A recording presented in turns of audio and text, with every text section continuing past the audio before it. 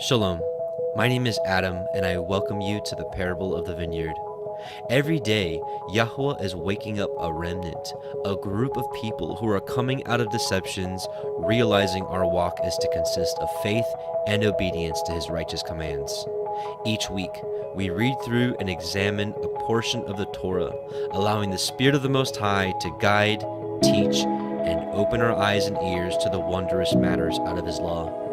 Join us as we seek to be refined by his word, preparing ourselves for the return of our King of Kings, being faithful and obedient, walking in his way, truth, and life.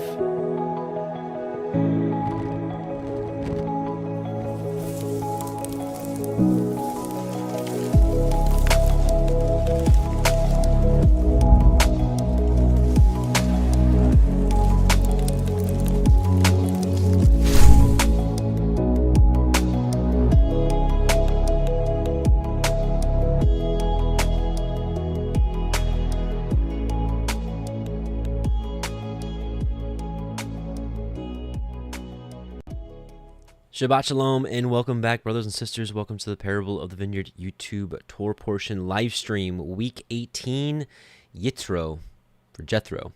And it consists of Exodus 18:1 through 20:23.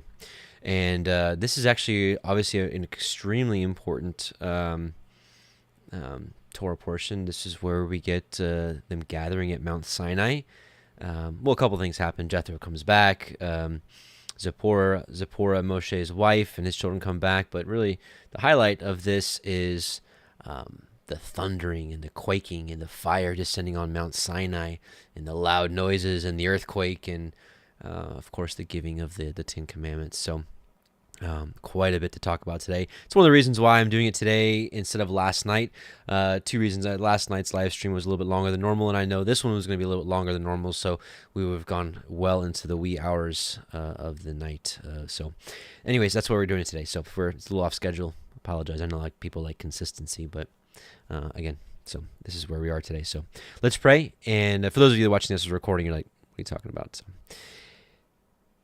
Heavenly Father, Yahuah, we just come before you in Yahusha's name, and we say Shabbat Shalom to you. As the book of Yahuah Elohiym says, that Shabbat is celebrated both here on earth and also in heaven, so Shabbat Shalom. We thank you for all that you've done for us and continue to do, and we bless you, and we just ask you to bless this study, that you may bless and open our eyes and ears, that we may see and hear and understand and hearken to your word, and to walk the path that you've put before us. And we bless you and thank you for setting your word for us, that we may have life and rejuvenation and reconciliation to you.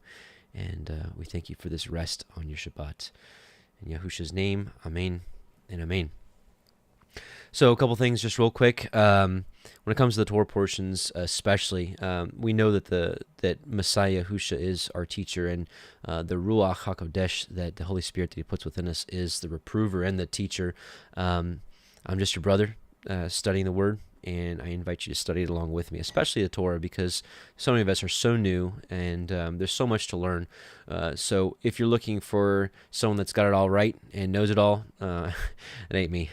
What this would be like is if we were sitting in my living room, and I would share with you with my studies throughout the week and notes and comparisons. And what we like to do here, in case you're new, is we like to study the Torah portion. We read from the Sefer version, and then we like to compare sometimes with the Septuagint, the older Greek manuscript, what it says. Also, as of late, the Targum, which is the even older Aramaic version. And we also cross-reference with the book of Yahuah Elohiym, Jubilees, and Jasher, as so we like to fit all the gaps and really see what's going on here. So before we get started, let's do this real quickly. A little shofar.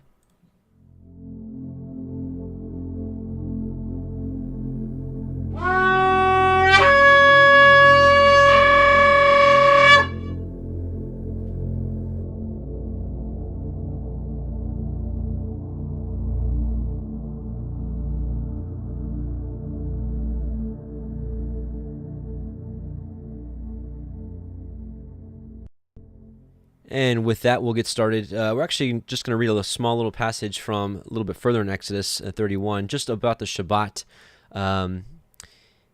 Exodus 31:12 through, we're just going to read a couple verses. And Yahuwah spoke unto Moshe, saying, Speak also unto the children of Yisrael, saying, Truly, my Sabbaths ye shall guard, for it is a sign between me and you throughout your generations. That's forever. And this word sign has also been translated as like a distinguishing mark. So when we're talking about the mark of Yahuwah or the mark of the beast, I'm here to say I think the Sabbath has a lot to do with it. So if you are currently doing the Sabbath, you're on the right road. If you're new and you're like, hey, what's the Sabbath? I would encourage you to search it even further, for this is an extremely important part of our walk, the Sabbath. So you shall guard the Sabbath, therefore, for it is holy, Kodesh, unto you. Everyone that defiles it shall surely be put to death. For whosoever does any work thereon, that soul shall be cut off from among his people. 6 days may work be done, but then the seventh is the Shabbat of rest, holy to Yahuwah. Whosoever does any work on the Shabbat will surely be put to death. Wherefore the children of Yisrael shall guard the Shabbat, to keep the Shabbat throughout their generations for a perpetual covenant. Look up that word perpetual. It keeps on going and going and going. So, anyways, let's get to the Torah portion. And again, we're going to start at Exodus 18:1, and we're going to read through 20:23. So we're going to start with Jethro coming back and bringing Zipporah, his daughter, Moshe's wife. So when Yitro, the priest of Midian, Moshe's father-in-law, heard all that Elohim had done for Moshe and for Yisrael, his people, and that Yahuwah had brought Yisrael out of Mitzrayim, then Yitro, Moshe's father-in-law, took Zipporah, Moshe's woman, after he had sent her back, and her 2 sons, of which the name of the one was Gershom, for he said, I have been an alien in a strange land. And the name of the other was Eleazar, for the Elohai of my father, said he, was my help, and delivered me from the sword of Pharaoh. So it's not really clear in the canon that Moshe sent Zipporah back. So it's kind of like, well, why did she leave? It doesn't really say that in the earlier portions of Exodus, which is right here. So right here it says, and Moshe went and returned to Yitro his father-in-law and said unto him, Let me go, I pray, and return unto my brethren which are in Egypt, and see whether they be alive. And Yitro said to Moshe, Go in peace. And Yahuwah said unto Moshe in Midian, Go, return into Egypt, for all the men are dead which sought your life. And Moshe took his wife and sons and set them upon an ass, and he returned to the land of Egypt. And Moshe took the rod of Elohim in his hand. So here we have him going towards Egypt. His wife and sons are with him, and then we don't get anything else in the canon. You're like, wait a minute, why did they leave? It's not a big deal. I just, again, in going through this, I like to know all the details. So we get that little bit of information in the book of Yashar, chapter 79, verses 15 through 18. And this is on his way back to Egypt. This is where he meets Aharon in the way. And Aharon lifted up his eyes and saw Zipporah, the wife of Moshe, and her children. And he said unto Moshe, Who are these unto thee? And Moshe said unto him, They are my wife and sons, which Elohim gave to me in Midian. And the thing grieved Aharon on account of the woman and her children. And Aharon said to Moshe, Send away the woman and her children, that they may go to her father's house. And Moshe hearkened to the words of Aharon, and did so. And Zipporah returned with her children, and they went to the house of Reuel, which is Jethro's other name. He's got 2 names, Jethro and Reuel. And remained there until the time arrived when Yahuwah had visited his people and brought them forth from Egypt from the hand of Pharaoh. So again, not a huge point, but I thought it was interesting, because I was like, wait a minute, when did they leave? So keep going. We're going to keep going. So Exodus 18:5, and Yitro, Moshe's father-in-law, came with his sons and his woman unto Moshe into the wilderness, where he encamped at the mount of Elohim. And he said unto Moshe, I, your father-in-law Yitro, am come unto you, and your woman, and her 2 sons with her. And Moshe went out to meet his father-in-law, and did obeisance, and kissed him, and they asked each other of their welfare, and they came into the tent. So remember, at this point, Jethro was a good man, but he wasn't a follower of Yahuwah yet. But you see here, Moshe giving honor to him, So it reminds me of the story of the Pharisees and Sadducees when they were tempting Yahusha. They're like, well, who is my neighbor, right? Because they're like, they don't want to do good to outside people outside of their community. And he told them a story about the Samaritan and we know it as the Good Samaritan, right? And so he's like, go and do likewise. So we should be good to all people. And truly, if we're ever going to bring disciples in, if we're ever going to bring people into the faith that don't believe, certainly we're not going to bring them in by being rude and jerks to them, Exodus 18:8, and Moshe told his father-in-law all that Yahuah had done unto Pharaoh and unto Mitzrayim for Yashrael's sake, and all the travail that had come upon them by the way, and how Yahuah delivered them. And Yitro rejoiced for all the goodness which Yahuah had done to Yashrael, whom he had delivered out of the hand of Mitzrayim, of the Mitzrayim. And Yitro said, blessed be Yahuah, who has delivered you out of the hand of the Mitzrayim, and out of the hand of Pharaoh, who has delivered the people from under the hand of the Mitzrayim. And if you've been with us through this Torah portion cycle so far, or maybe even last year, we read that in the early days of the Israelites, as they started to get, after like Joseph died off and some of the other brothers, that's when Egypt started to be afraid of them and wanting to put them in bondage. And Yitro at that time, Reuel, was one of Pharaoh's two counselors. Pharaoh had Job, which we know is Job, and Reuel. And so when all the things started happening, Reuel had actually retold a lot of the things that Yahuah had done for the people, for the Hebrews, as he called them. He recounted the story of Abraham and how on Abraham's sake, on his account for Sarah, for Pharaoh taking Sarah, that all of Egypt was stricken with plagues. And, that story was told for years. And he retold the story about same thing happening with Abimelech in the land of the Philistines and Isaac. So Reuel had seen a lot of what Yahuah had done, but he wasn't quite a follower yet. But he started to know a little bit about Yahuah. So there was some background. It wasn't just like who's Yahuah, or who's El Shaddai, right? Who's the Almighty, He knew him. He just didn't follow him yet. And right here he says, now I know that Yahuah is greater than all Elohim, for in the thing wherein they dealt proudly, he was above them. And we're going to go now to Yashar 82. And we're going to read 1 through 5. And the children of Yashrael proceeded from Rephidim, and they encamped in the wilderness of Sinai in the 3rd month from their going forth from Egypt.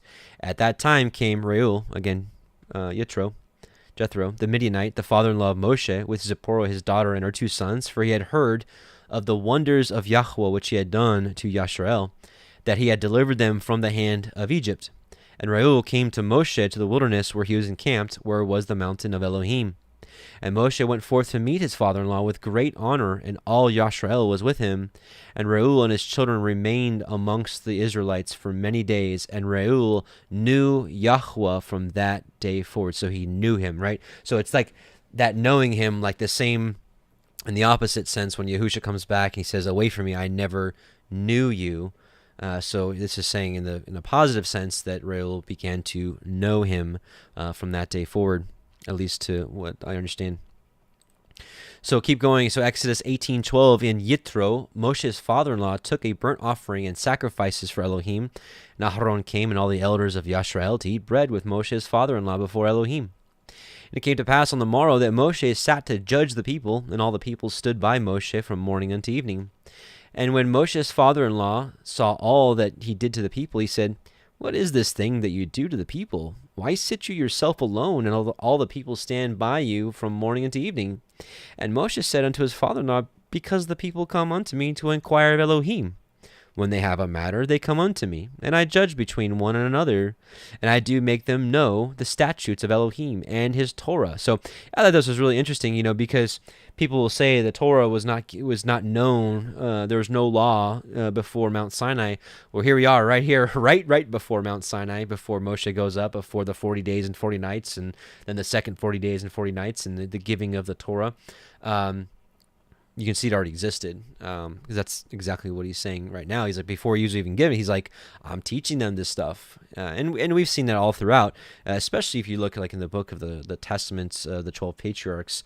They're talking about all kinds of commandments that, are just very clear that they knew. I mean, because let's reason with each other. You don't think they knew what adultery was already at that point, and what stealing? Don't think there was laws for stealing. Of course it was, and we actually talked about this a little bit last night in the Revelation live stream, that all nations got an opportunity to serve Yahuwah, because in the book of Jubilees, chapter 7, from the middle onwards, it's very clear that Noah instructed all of his sons, all of them, of all the commandments, the statutes, the ordinances, sacrifices, not eating blood, fornication, all that kind of stuff. He taught them all the statutes. So they were in existence for a long time. And so anyways, again, I just wanted to kind of brush over that, because a lot of people would just say that, righteous Abraham, he lived before the law. That's not true. Genesis 26:5 said that, because Abraham kept my Torah and my statutes and my commandments. So moving on, Exodus 18:17, and Moshe's father-in-law said unto him, the thing that you do, it's not good. You will surely wear away, both you and this people that is with you, for this thing is too heavy for you. You are not able to perform it yourself alone. Hearken now unto my voice, and I will give you counsel, and Elohim shall be with you. Be for the people to Elohim word, that you may bring the causes unto Elohim, and you shall teach them the ordinances and the Torah, and shall show them the way wherein they must walk. And we know what that way is, the Torah, Psalm 119, verse 1. Blessed are the undefiled who walk in the way in the Torah of Yahuwah. And the work that they must do. Moreover, you shall provide out of all the people able men, such as fear Elohim, men of truth, hating covetousness. Right, so they already knew what that was. And place such over them to be rulers of thousands, and rulers of hundreds, rulers of 50s, and rulers of 10s. And let them judge the people at all seasons. And it shall be that every great matter they shall bring unto you, but every small matter they shall judge. So shall it be easier for yourself, and they shall bear the burden with you. If you shall do this thing, and Elohim command you so, then you shall be able to endure, and all this people shall also go to their place in peace. And so I know the heart of Moshe here. It's like, I was fortunate to be in management positions most of my life, leadership type positions. And I know what the heart of Moshe was in this place, because a lot of us think that,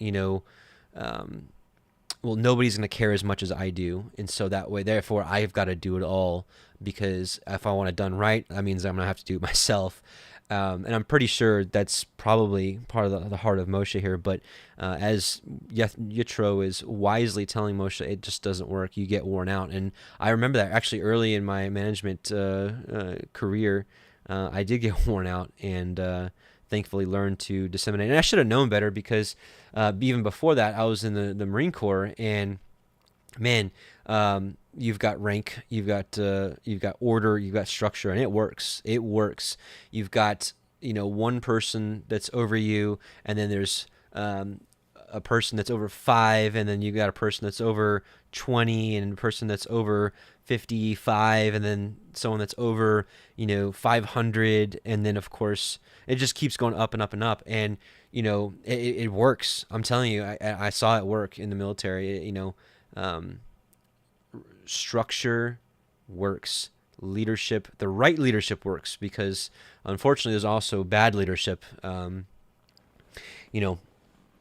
Well, that's a whole other thing to talk about, good leadership and bad leadership. But the right leadership works. It absolutely works. And sometimes I think a lot of us are like, we don't need any leadership. We just have the ruach to guide us, and maybe so in a part. But I think we do. It's good. Accountability is good. Having someone to go to is good in general. What does the proverb say? Where there is no vision, the people perish, right? Structure is good, and it's something that I think we need to continue to look at as time progresses, as we all hope that Yahusha is right around the corner, and he's coming here, maybe around Passover time. Maybe we've all been thinking that for the last 5 years, 10 years, 20 years. But as we continue on, I think maybe as we continue in this Torah, because right now what we're talking about is Torah. Leadership and structure and order is Torah. Like everything in the Torah that we can glean from, I think we need to glean from. And at some point, I think, we need to continue to look at this because it is a good thing. And, not one of us can bear it all. We need each other. We all have different skills. We all have different abilities. I think, anyways, that's something we need to talk about more in the coming days. But I don't think we should look against leadership in structure. It's good. And, some would say, Moshe, why would Moshe take advice from this, pagan priest? Well, first of all, it said he turned to Yahuwah and started serving him, right? So he was Yahuwah's at that point. But, that's another thing we have to take into consideration is, or a question I would ask you is, can we take advice from people that are outside, that are not in covenant, that are not followers of Yah and followers of his son, Messiah Yahusha? And I would say yes, with caution. For example, in the scriptures, do we learn how to ride a horse? Does it give us instruction on how to ride a horse? No. If we want to ride a horse, can we take advice from someone who's not in covenant, not a believer, and take good advice from them on how to ride a horse? Yeah, I think we can. There's a million different topics. You see what I'm saying there. We can talk about cooking. We can talk about how to build a home. We can learn. Good advice is good advice. But of course we have to keep ourselves guarded. If they want to talk to us about spiritual matters or whatever, then of course we got to guard our heart. But for if we want to learn how to farm the right way, last year when I did my first farm, of course I listened to Justin's new channel with the Sabbath Gardens. Got some great advice there, but I wanted some continued instruction, so I looked up quite a few sites, and I don't know if they were believers or not, but surely I got some good advice on how to cultivate, how to prune, how to plant the right way, and which plants at the right time. So anyways, just food for thought. Okay, so let's keep going on. We're going to finish up 18 here. So Moshe hearkened to the voice of his father-in-law and did all that he had said. And Moshe chose able men out of all Yisrael and made them heads over the people, rulers of thousands, rulers of hundreds, rulers of fifties, and rulers of tens. And they judged the people at all seasons. The hard causes they brought unto Moshe, but every small matter they judged themselves. And Moshe let his father-in-law depart, and he went his way into his own land. And it's interesting as we read through the scriptures, most of the time, the best leaders are the ones that don't feel they're qualified to lead or don't even want to lead. People that are typically ambitious and want to be leaders and seek after it, typically have hidden motives and end up being some of the worst leaders. And that's why you look time and time again, look at Gideon. Gideon's like, I'm the least. I'm in Manasseh, and the least. I'm in the least of my family, and look at Saul. He ended up not going the right way, but he was the least of the least. And look at David. He was the least of the least. Moshe's like, I can't even talk right. Like I stutter. And he ended up being one of the best leaders of all time. And I think in a lot of ways, Yahuwah chooses the meek and the humble, because he can work with that. People that are prideful, that are ambitious in that way, that want to rule over the people, typically don't have their heart right.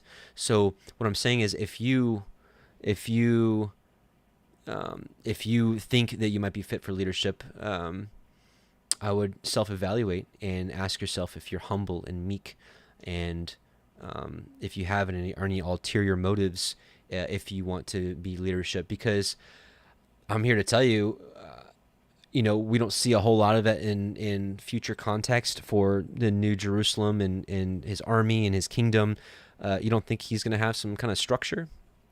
I would think so. So just keep that in mind. I'll just leave it at that. Okay, so let's see. So yeah, Moshe chose able men. So, and that's the other thing we have to also realize is not everybody is made for everything. We have to realize that. Here I'll show you what I'm talking about. Matthew 25:14-15. For the kingdom of heaven is as a man traveling into a far country, who called his own servants and delivered unto them his goods. And unto one he gave 5 talents, and another 2, and another 1, to every man according to his several ability. Right? So Yahuwah creates us with certain abilities. Some of us have gifts in this way, and some of us has gifts in another way.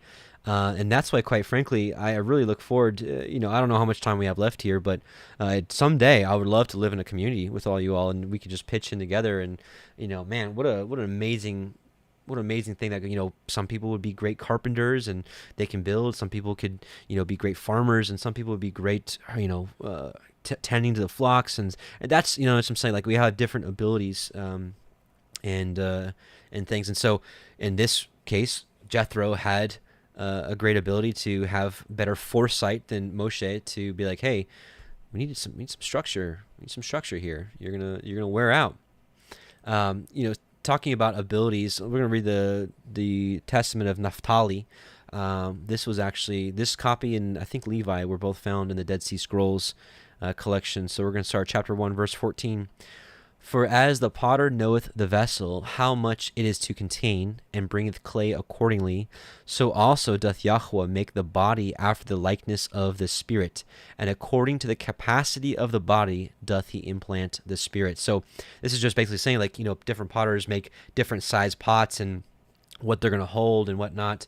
So here Naphtali is saying that that Yahuwah knows each person exactly what they're going to do, what they're going to be good at. And of course, there's things that we're not born naturally, that we're not good at, that we can mature. But most of you out there, at least you adults out there, know that certain people are born with certain gifts they excel at, that are naturally talented at, that it's just a natural gift given from Yahuwah.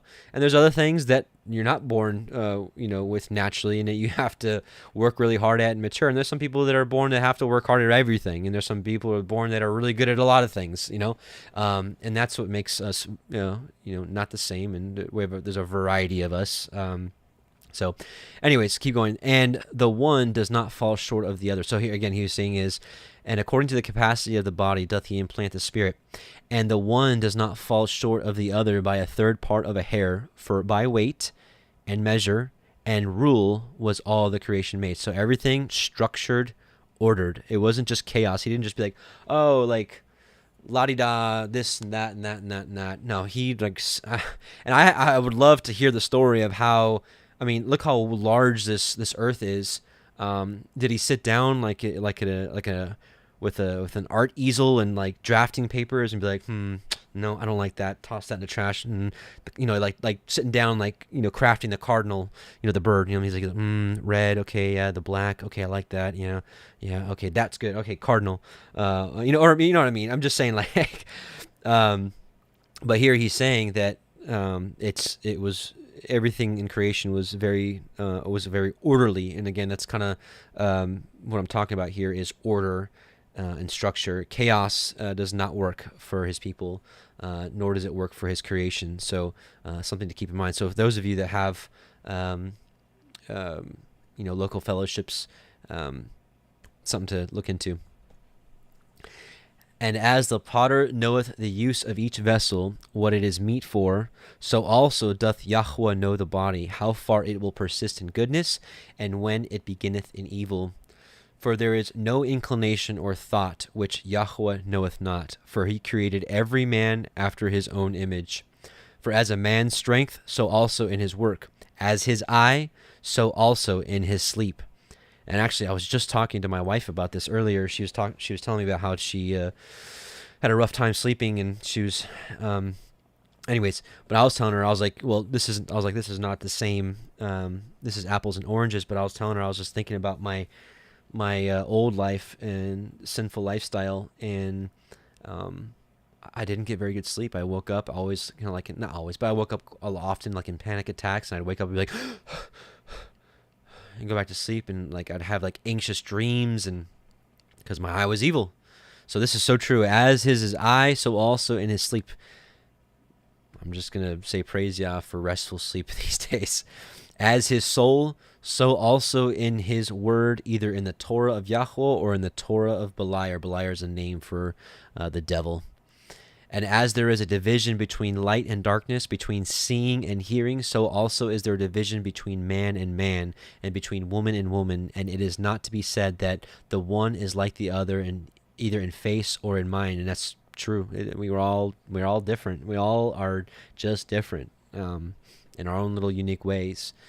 For Elohim made all, and just think about it. Think about how many details on the face are just enough that there's enough randomness, or not randomness, I'm sorry, that's the exact opposite I'm trying to say, that he designed us all specifically a little bit different, just a little bit different. And just think about the size and shape and width and length of nose. I mean, that can just change the whole look of a person. So, someone could probably have the same eyes, forehead, cheeks, chin, jawline as me, but if their nose is different, I mean, they could look completely different. They'd be, oh, you guys look similar, but it's different enough, right?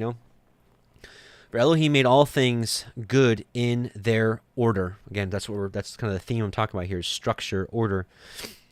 The 5 senses in the head he joined on the neck to the head, adding to it the hair also for comeliness and glory, then the heart for understanding, the belly for excrement, and the stomach for grinding, the windpipe for talking in the breath, the liver for wrath, the gall for bitterness, the spleen for laughter, the reins for prudence, the muscles of the loins for power, the lungs for drawing in, the loins for strength, and so forth. So then, my children, let all your works be done in order, with good intent, in the fear of Elohim, and do nothing disorderly in scorn or out of its due season.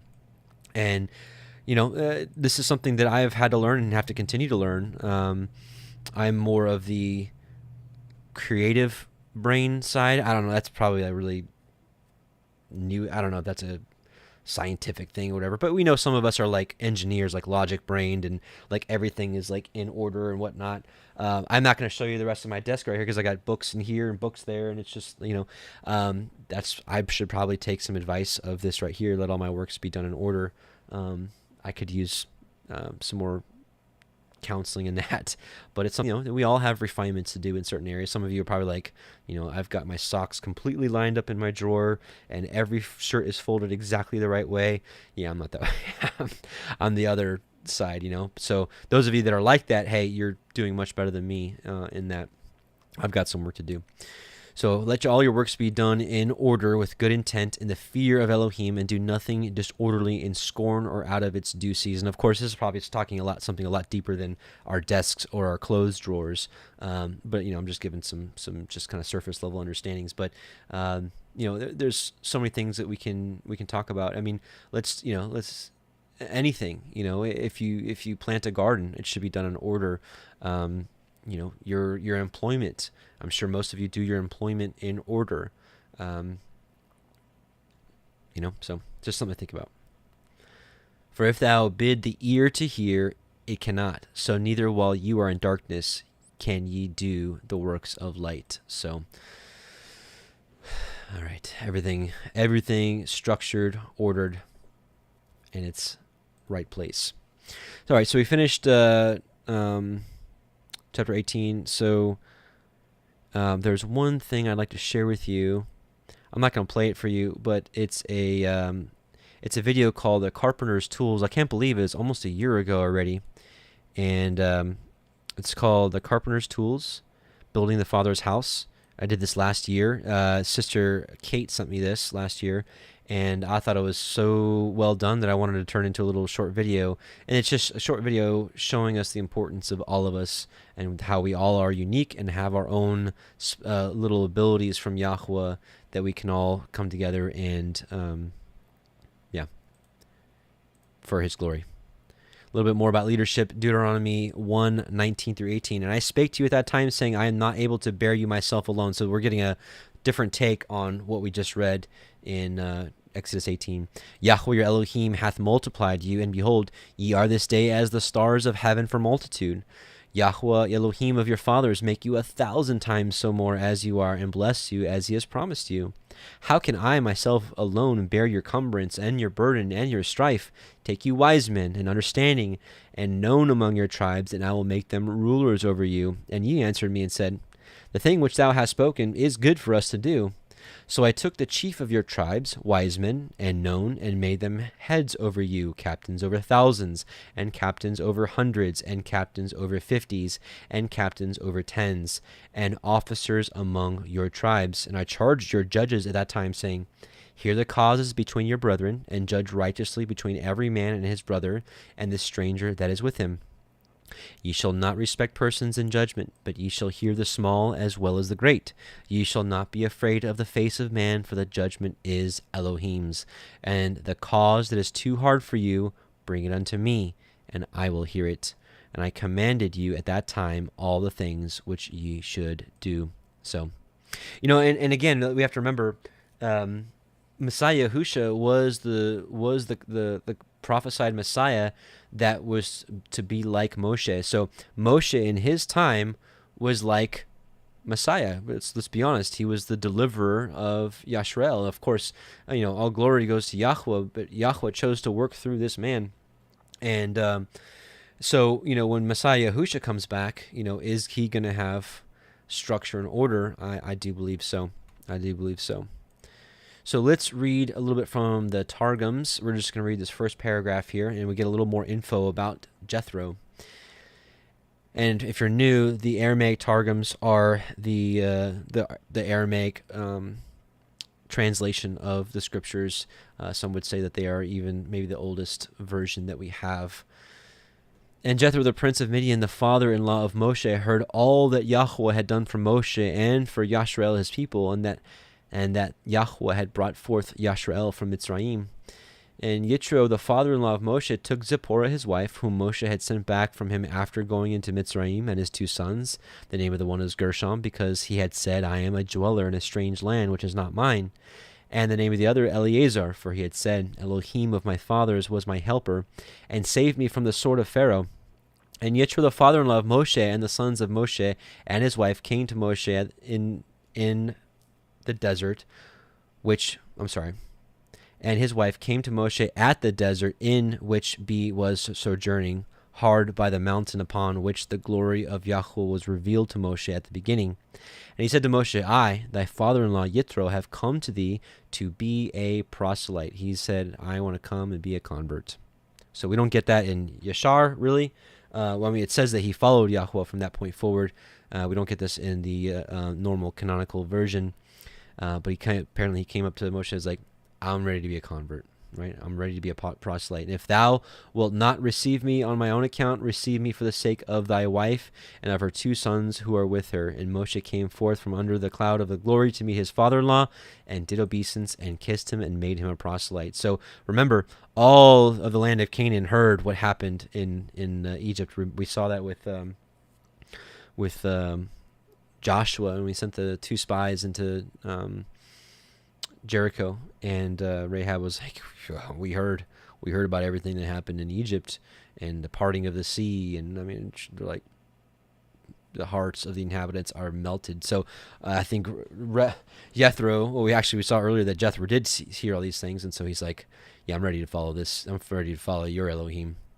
And they asked of each other's welfare, and came to the tabernacle, the house of instruction. And Moshe recounted to his father-in-law all that Yahuah had done to Pharaoh and to the Mizrahi on behalf of Yisrael, all the hardship they had found in the way at the sea of Suf, and at Marah, and at Rephidim, and how Amalek had fought with them, and Yahuah had delivered them. And Yitro rejoiced over all the good which Yahuah had done to Yisrael, and that he had given them manna and the well, and that he had saved them from the hand of the Mitzrayim. And Yitro said, Blessed be the name of Yahuah, who hath saved you from the hand of the Mizrahi, and from the hand of Pharaoh, and hath saved the people from under the tyranny of the Mizrahi. Now have I known that Yahuah is stronger than all Elohim, for by the very thing by which the Mizrahi wickedly would have punished Yisrael, by drowning them in the sea, upon themselves came the punishment in being punished in the sea. And Yitro took burnt offerings and holy sacrifices before Yahuah, and Aharon and all the elders of Yisrael came to eat bread with the father-in-law of Moshe before Yahuah, and Moshe stood and ministered before them. So, all right, so let's go back. Now we're going to go to chapter 19. In the 3rd month, when the children of Yisrael were gone forth out of the land of Mizraim, the same day came they into the wilderness of Sinai.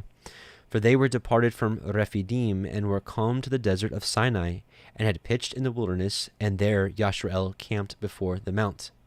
And Moshe went up unto Elohim, and Yahuah called unto him out of the mountain, saying, Thus shall you say to the house of Jacob, and tell the children of Yisrael, Ye have seen what I did unto the Mizraim, and how I bore you on eagle's wings, and brought you unto myself. Now that's a really interesting passage, and I really want to read Revelation 12, and in a future context. We've been talking a lot lately about the connection between the Exodus account we're talking about now and the future that's to come. And we're going to see similar language here, and let's just read through it. Revelation 12, And there appeared a great wonder in heaven, a woman clothed with the sun and the moon under her feet, and upon her head a crown of 12 stars. Some of us do believe that a fulfillment of this happened in the heavens in the fall of 2017. It was quite the sight to see. And she being with child cried, travailing in birth and in pain to be delivered. And there appeared another wonder in heaven, and behold, a great red dragon, having 7 heads and 10 horns, and 7 crowns upon his heads. It's the Roman Catholic. That's Rome. Let's just call it Rome. And his tail drew the 3rd part of the stars of heaven, and did cast them to the earth. And the dragon stood before the woman, which was ready to be delivered, for to devour her child as soon as it was born. And she brought forth a male child, who was to rule all nations with a rod of iron. And her child was caught up unto Yahuah, and to his throne. And the woman fled into the wilderness. And then again, this is all, I believe, in a future context. Some would say this is all just about Messiah Yahusha, but I disagree. And if you want to look a little further into that, in our Revelation study, we did 2 different parts of study on Revelation 12. I would highly recommend taking a look at it, because there's not enough time to go over all this right now. And the woman fled into the wilderness, where she had a place prepared of Yah, that they should feed her there 1,260 days. We see that number quite a bit throughout Revelation. And there was war in heaven. Michael and his angels fought against the dragon, and the dragon fought and his angels. And prevailed not, neither was their place found any more in heaven. And the great dragon was cast out, that old serpent called the devil and Satan, which deceives the whole world. He was cast out into the earth, and his angels were cast out with him. And I heard a loud voice saying in heaven, Now is come Yeshua, and strength, and the kingdom of our Yah, and the power of his Mashiach. For the accuser of our brethren is cast down, which accused them before our Yah day and night. So some people would say this fall of Satan out of heaven happened in the beginning with his fall, but I'm here to say after his fall, he was still going up into heaven and accusing. I mean, we saw it with Job, and for those of you that know the book of Yashar, we saw it also with Abraham and how he accused him and wanted to be able to tempt him and press him. So long story short, if you go through that Revelation series, my understanding at this time is that essentially heaven comes down to earth. You have New Jerusalem that comes down, and you have Satan. You have that huge war in heaven, and Satan is cast down at the same time. So essentially everything comes down at the same time. And they overcame him by the blood of the Lamb and by the word of their testimony, and they loved not their lives unto the death. Therefore rejoice, ye heavens, and them that dwell in them. Woe to the inhabitants of the earth and the sea, for the devil is come down unto you, having great wrath, because he knows that he has but a short time. And when the dragon saw that he was cast unto the earth, he persecuted the woman which brought forth the male child. And to the woman were given 2 wings of a great eagle, where she might fly into the wilderness, into her place, where she is nourished for a time, times, and half a time from the face of the serpent. And so I read all that to read this right here, that the woman, right, which you could say is the congregation. It could be New Jerusalem. We can look at that a couple different ways, but regardless, it's his people. And so they were given 2 wings of a great eagle to go into the wilderness. And so that's exactly what we saw here. You have seen what I did unto Mitzrayim, and how I bore you on eagle's wings and brought you unto myself. And what did he do? He brought them into the wilderness. So you have some really similar language and similar patterns going on. So, all right, so verse 5 and 6. Now, therefore, if ye will obey my voice indeed, right, and guard my covenant, then ye shall be a peculiar treasure unto me above all people, for all the earth is mine, and ye shall be unto me a kingdom of priests and a holy nation. These are the words which you shall speak unto the children of Yisrael. So the great news is Peter knew exactly what was going on when Messiah Yahusha had offered up his blood for the renewal of the covenant. You can call it a new covenant if you want, but it's a renewal. We see covenants cut many times after the covenant of Mount Sinai. We even saw in Joshua's time, he renewed the covenant. And really, at the end of the day, that's essentially what Messiah Yahusha was doing. And, we can go to Jeremiah and said, behold, the days come where I do a new covenant with the house of Yisrael, not according as they came out of Egypt and whatnot. And of course, really the only difference what he was saying is that at that time I'm gonna put my Torah in your heart so that you actually do it, because that's what was the problem with. I would say that there's not really a problem with the covenant, but the people's hearts were really not circumcised. They were not. They didn't keep the Torah in their hearts, and that's why you saw as soon as we'll see here next week. As soon as Moshe goes up for 40 days, they're already going to whoring, and making idols. Even also in Joshua's day when he dies off, the book of Judges, you get into the first couple verses of Judges, and they're already serving idols. You're like, how did that happen? And so that's the difference. Is Yahusha gives us that circumcision of the heart and puts his Torah in our heart. Not that our heart is the judge and we do according to our heart's desire and do as we please, which unfortunately is what Christianity takes it at, mainstream Christianity takes it as, which is, the law's on my heart, right? So don't tell me I'm not keeping the law's on my heart. Whereas I've come to understand it as he puts it on our heart that we may actually walk out and do it. And that's what was different. But anyways, going back here about obeying his voice and guarding his covenant, then you shall be a peculiar treasure unto me above all people, for all the earth is mine, and you shall be unto me a kingdom of priests, a holy nation. So, but the prerequisite for all this is to obey his voice and to guard his covenant. And what does that mean? That means the keeping of his Torah. And so Peter knew this. There's really no difference of what's going on here. So let's just read 1 Peter 2, 1 through 9. Wherefore, laying aside all malice and guile and hypocrisies and envies and all evil speakings, as newborn babes, desire the sincere milk of the word, that you may grow thereby. So most of the time, the word is talked about in the sense of like water, which plants need water to grow. Well, Peter's like, hey, I'm just going to use an example. I'm going to use a parable of a baby. A baby doesn't drink water, a baby drinks milk. So it's the same thing, but just in a different way he's telling it. So as newborn babies, desire the sincere milk of the word, that you may grow thereby. Right? So we grow, we mature, we learn more. It's not just we say we believe in Messiah, we're saved, and kick back and I'm not going to do anything. If so, be ye have tasted that Yahuah is gracious, to whom coming as unto a living stone, disallowed indeed of men, but chosen of Elohim and precious, you also as lively stones are built up a spiritual house. And some of these words here is why I believe that, people are like, New Jerusalem is the bride. Not the people. Some people are like, no, the people are. New Jerusalem's not. I believe it's one and the same. I think we're part of the building. Ye also as lively stones are built up a spiritual house and holy priesthood, to offer up spiritual sacrifices acceptable to Elohim by Yahusha HaMashiach. So this holy priesthood, right? So we're going to see kingdom of priests, a holy nation, right? So a holy nation of priests.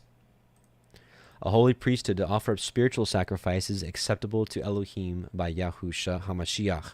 Wherefore also it is contained in the scripture, Behold, I lay in Sion a chief cornerstone, elect, precious, and he that believeth on him shall not be confounded. Unto you, therefore, which believe, he is precious, but unto them which be disobedient, the stone which the builders disallowed, the same is made the head of the corner, and a stone of stumbling and a rock of offense, even to them which stumble at the word, being disobedient, whereunto also they were appointed. And the same is still happening unto this day with modern-day Judaism that came out of Pharisaic belief. They're still denying the stone, the cornerstone. Now here we go, and this is where Peter knows there's nothing different about Yahusha inaugurating the covenant with blood, and so as Moshe. We're going to read about it a little bit next week, is that Moshe inaugurated the covenant and the marriage, essentially, the marriage of the people in Yahuah with blood. Parents, if you've got children in the room and you don't want them hearing about what happens in the marriage bed with a virgin, just give them a second if you want to just shut their ears for a moment.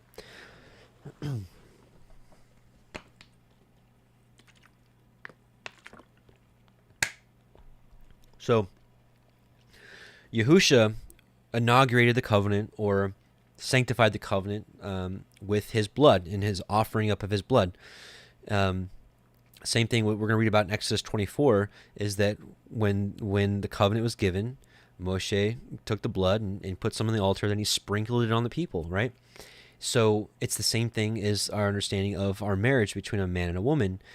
When you marry and she's a virgin, which I know a lot of us, mess that up. But the way it's supposed to be done is, you're the man after the marriage, consummating the marriage, and what happens? The hymen is pierced in blood. It's inaugurates, or it seals the marriage, and so that's the same thing. That's what Yahusha did. So, anyways, I'm saying all that to say this: that Peter knew that there was nothing different. This wasn't like some whole new thing where you just believe and then you just go about your business.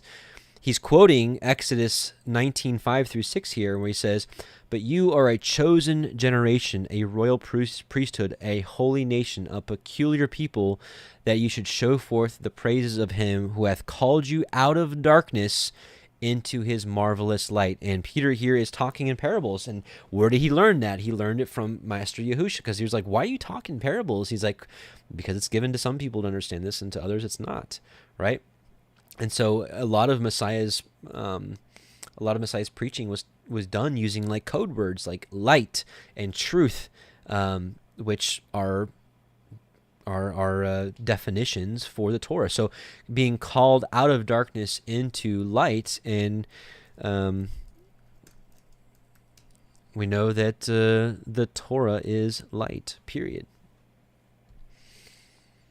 So Peter knew what was going on there, and so again he just directly quoted this because he knew that Yahusha was like Moshe and had inaugurated the covenant and brought the people into the covenant, and it was available to all people, even the Gentiles, even the nations. Exodus 19:7, "And Moshe came and called for the elders of the people, and laid before their faces all these words which Yahuah commanded him. And all the people answered together and said, All that Yahuah has spoken we will do. And Moshe returned the words of the people unto Yahuah, and Yahuah said unto Moshe, Lo, I come unto you in a thick cloud, that the people may hear when I speak with you, and believe you forever. And Moshe told the words of the people unto Yahuah. And Yahuah said unto Moshe, Go unto the people, and sanctify them today and tomorrow, and let them wash their clothes." Right? So be ready. Have your robes clean and washed. I think it's Revelation 22:14. In the Sefer and the KJV, it says, "Blessed are they that do his commandments, that they may have the right to the tree of life, and may enter into the city through the gates," or enter in the gates through the city. But in all the other versions, it says, "Blessed are they that wash their robes, that they may have the right." So there's something about, cleanliness, right? Cleanliness is not just about your outer appearance, but of course it's on the inner appearance. Messiah Yahusha taught us that about the Pharisees, who were just clean on the outside and dirty on the inside. And be ready against the third day, for the third day Yahweh will come down in the sight of all the people upon Mount Sinai. And I believe that this is going to happen again here in the book of Enoch, actually, chapter 1, the very first one. Check this out. So, as we read last night, if you're with us, long story short, the book of Enoch opens up saying, hey, this book isn't for you all, it's for the people living in the last days when the tribulation is here. And it says here, the Holy Great One will come forth from his dwelling, and the eternal Elohim will tread upon the earth, even on Mount Sinai, and appear from his camp, and appear in the strength of his might from the heaven of heavens, and all shall be smitten with fear, and the watchers shall quake, and great fear and trembling shall seize them unto the ends of the earth. That didn't happen back then in Exodus. Now we're talking about, of course, the world is populated and we're spread out to the ends of the earth, and I believe every eye is going to see this. And the high mountains shall be shaken, and the high hills shall be made low, and shall melt like wax before the flame. And the earth shall be wholly rent in sunder, and all it is upon the earth shall perish. And there shall be a judgment upon all men. But with the righteous he will make peace, and will protect the elect, and mercy shall be upon them. And they shall all belong to Elohim, and they shall be prospered, and they shall all be blessed. And he will help them all, and light shall appear unto them, and he will make peace with them. So... And then, well, I guess I'll finish it off, because I believe this is when Yahusha comes with his 144,000. Behold, he comes with 10,000s of his holy ones. In Judah, he used the word saints. He comes with 10,000s of his saints. Because if it's 144,000, you can't say hundreds of thousands, because that would imply 200,000 or more. So tens of thousands could be 144,000.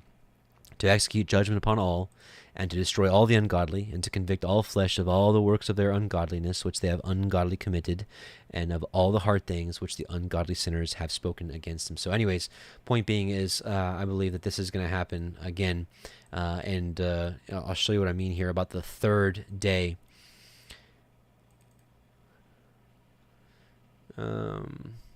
So Matthew 17:23, and they shall kill him, and on the third day he shall be raised again, and they're exceeding sorry. And there's something about this third day thing that's really important. Hosea 6:1-2, come, and let us return unto Yahweh, for he hath torn, he will heal us, he hath smitten, and will bind us up. After 2 days he will revive us, and in the third day he will raise us up, and we shall live in his sight. So some people will disagree that, we're roughly 2,000 years away from Messiah. So if 1,000 years is as a day, and we're finished or finishing up the end of the 2,000 years, we're finishing the second day, and the third day is going to start. And if the third day is 1,000 years, I think we're at the end of the second day going into the third day. Are you following me? So let's say the calendar's off a little bit, and let's say we're right at 2,000 years away. We're right at the end of the second day, and we're getting ready to go into the third day. So let's read this again. So after 2 days, he will revive us. So here we're at the end of the second day, right?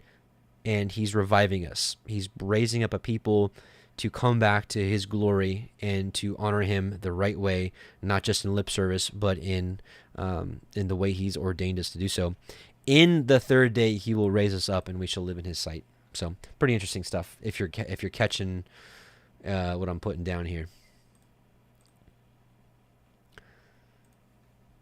Okay, and let's see. And you, Exodus 19:12, and you shall set bounds unto the people round about, saying, take heed to yourselves that you go not up into the mount, or touch the border of it. Whosoever touches the mount shall be surely put to death. There shall not a hand touch it, but he shall surely be stoned or shot through, whether it be beast or man, it shall not live. When the shofar sounds long, they shall come up to the mount. So that's pretty cool. So when the shofar sounds, so we got to do a quick shofar. I mean, let's be honest.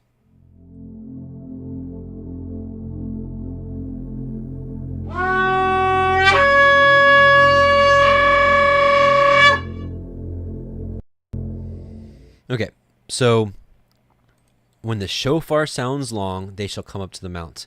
And think of when that shofar sounds, we go up to New Jerusalem on the mount. I think that's pretty interesting. So Psalm 47, oh, clap your hands, all his people. Shout unto Elohim with the voice of triumph. For Yahuwah Most High is terrible. He is a great king over all the earth. He shall subdue the people under us and the nations under our feet. He shall choose our inheritance for us, the excellency of Jacob, whom he loved, Selah. Elohim is gone up with a shout, Yahuwah with the sound of a shofar. Sing praises to Elohim, sing praises to our King, sing praises, for Elohim is the King of all the earth. Sing ye praises with understanding. Elohim reigneth over the heathen. Elohim sitteth upon the throne of his holiness. The princes of the people are gathered together, even the people of the Elohim of Abraham, for the shields of the earth belong to Elohim. He is greatly exalted. So all this starts with a shofar. So again, what we're talking about here. So when the shofar sounds long, then they shall come up to the mount. Matthew 24, and he shall send his angels with a great sound of a shofar, and they shall gather together his elect from the four winds, from one end of heaven to the other. Isaiah 27:13, and it shall come to pass in that day that the great shofar shall be blown, and they shall come which were ready to perish in the land of Assyria, and the outcasts in the land of Egypt, which I think is where we are now, and shall worship Yahuwah in the holy mount at Yerushalayim.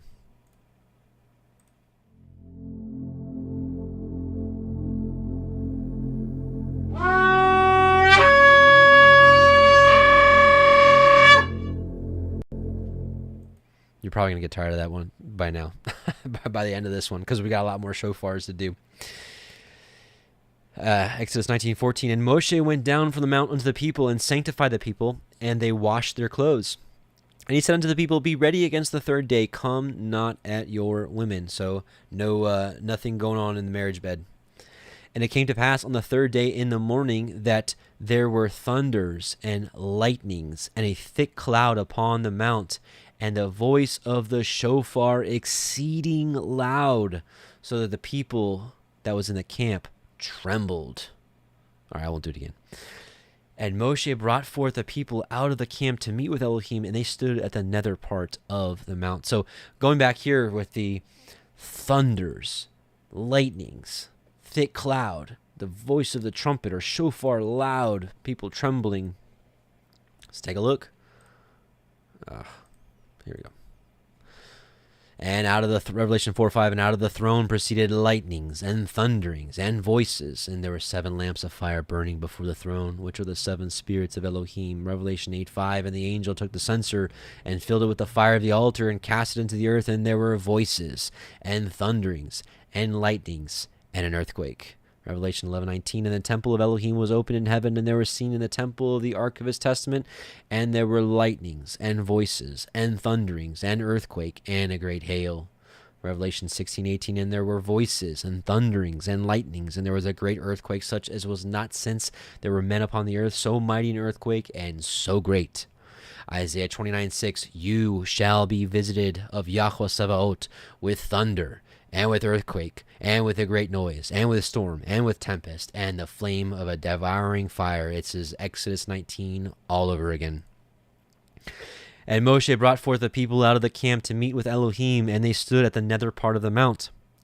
And Mount Sinai was altogether on a smoke, because Yahuwah descended upon it in fire. And the smoke thereof ascended as the smoke of a furnace, and the whole mount quaked greatly. Thou shalt be visited of Yahuah Szavāt with thunder and earthquake and great noise, with a storm and tempest and the flame of devouring fire. And so, I don't know if you all saw the documentary we put out last week, but something interesting that I didn't know about until Brother Arthur, who helped me make this, pointed out to me.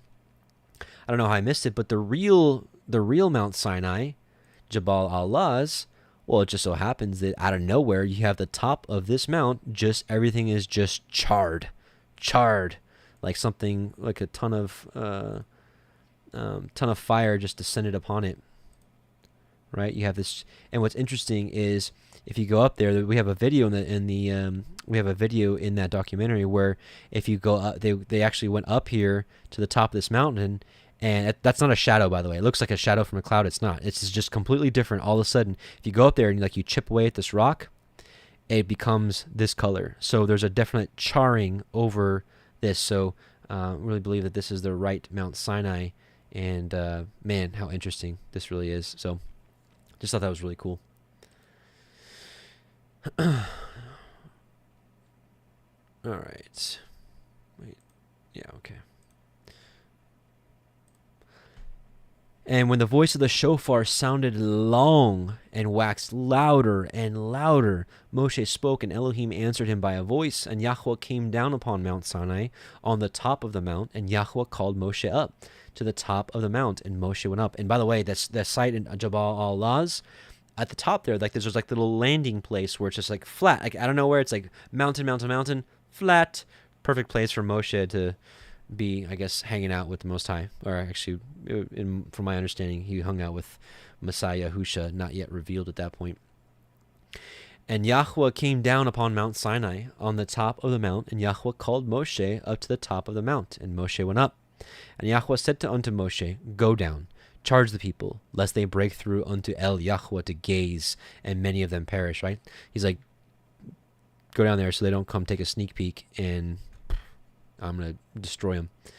And lest the priests also which come near to El Yahuah sanctify themselves, lest Yahuah break forth upon them.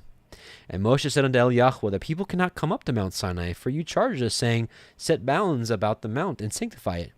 And Yahuah said unto him, Away, get you down, and you shall come up, you and Aharon with you. But let not the priests and the people break through to come up unto El Yahuah, lest he break forth upon them. So Moshe went down unto the people, and spoke unto them. So let's take a look at the Targum now. So we're going to read chapter 19. In the 3rd month of the exodus of the sons of Yisrael from the land of Mizraim, on that day, the 1st month, they came to the desert, for they had journeyed from Rephidim and had come to the desert of Sinai. And Yisrael encamped there in the desert of one heart, nigh to the mountain. And Moshe on the 2nd day went up to the summit of the mount, and Yahuah called to him from the mount, saying, This shalt thou speak to the men of the house of Jacob, and instruct the house of Yisrael. Ye have seen what I did to the Mitzrayim, and how I bear you upon the clouds as upon eagle's wings, from Pelusin, to take you from the place of the sanctuary, there to solemnize the Pascha, the Passover, and in the same night brought you back to the Pelusin, and from thence have brought you nigh to receive the doctrine of my Torah. And now, if you will truly hearken to my word and keep my covenant, right? So listen to Messiah Yahusha. But might as well would be what it said, his memra. And keep in mind, in the Aramaic, every time the word is capitalized with a W, it's a different word than dabar, like that, which would be like dabar. Well, that's Hebrew dabar, deber, but it's a different word used for word. It's a memra, and it was used in the Torah, in the Targums, like 240 times, 220 times, and it was only used, I think, less than 20 times in the Septuagint and the Masoretic version. So it was completely stripped out. So if you will truly hearken to my word and keep my covenant, you shall be more beloved before me than all the peoples on the face of the earth. And before me you shall be crowned kings and sanctified priests and a holy people.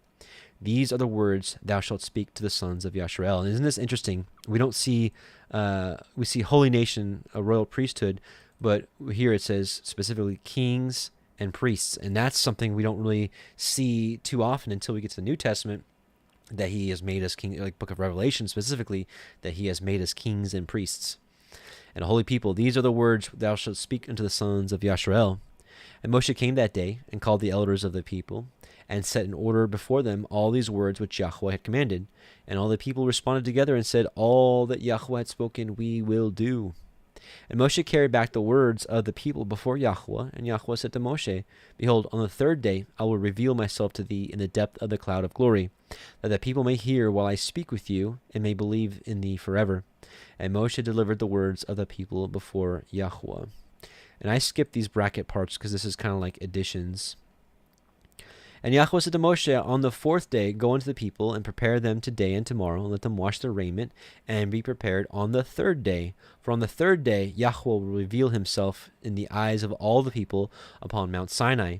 And thou shalt set limits for the people, that they may stand round about the mountain, and shall say, Beware, that you ascend not to the mountain, nor come near its confines. Whoever cometh nigh the mount will surely be put to death. Touch it not with the hand, for he will be stoned with hailstones, or be pierced with arrows of fire. Whether beast or man, he will not live. But when the voice of the shofar is heard, they may go up forwards towards the mount. And Moshe went down that day to the people and prepared the people, and they blanched their clothes. And he said to the people, be ready for the third day, abstain from the marriage bed. And it was on the third day, on the 6th of the month, in the time of the morning, that on the mountain there were voices of thunders and lightning and mighty clouds of a smoke, and the voice of a shofar exceeding loud, and all the people in the camp trembled. And Moshe brought forth the people from the camp to meet the glorious presence of Yahuah. And suddenly Yahuah of the world uprooted the mountain and lifted it in the air, and it became luminous as a beacon. And they stood beneath the mountain, and all the Mount Sinai was in a flame, for the heavens have overspread it. And he was revealed over it in a flaming fire, and the smoke went up as the smoke of a furnace, and all the mountain quaked greatly. And the voice of the shofar went forth and grew stronger. Then Moshe spake, and was answered from before Yahuah with a gracious and majestic voice, and with pleasant and gracious words. And Yahuah revealed himself on Mount Sinai upon the summit of the mountain. And Yahuah called unto Moshe from the summit of the mount. And Moshe went up, and Yahuah said to Moshe, descend, and warn the people, lest they come directly before Yahuah to gaze, and many of them fall. The priests also, who approach to minister before Yahuah, must be sanctified, lest Yahuah destroy them. And Moshe said before Yahuah, the people cannot come up unto Mount Sinai, because thou didst instruct us, saying, make limits to the mount, and sanctify it. And Yahuah said to him, go down, and then ascend, and thou and Aharon with thee, but let not the priests or the people directly come up to gaze before Yahuah, lest he slay them.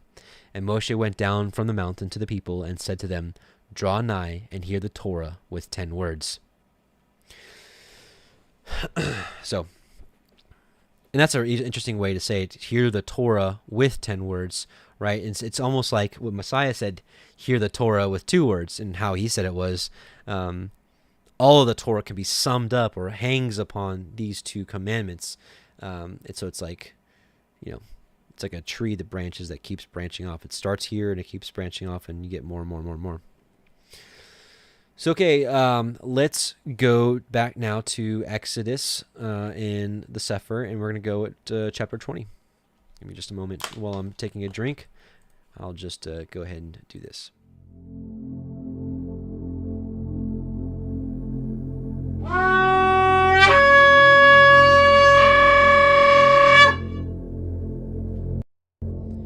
Man, who's ready to hear the real shofar from heaven? Me. Okay. Exodus 20. And Elohim spoke all these words, saying, I am Yahuah Elohiym, which have brought you out of the land of Mitzrayim, out of the house of bondage. You shall have no other Elohim before me. And really, we should have like a 2-hour live stream just on the commandments and how to keep them. But nevertheless, let's take a break here and talk about these a little bit in really understand what they mean.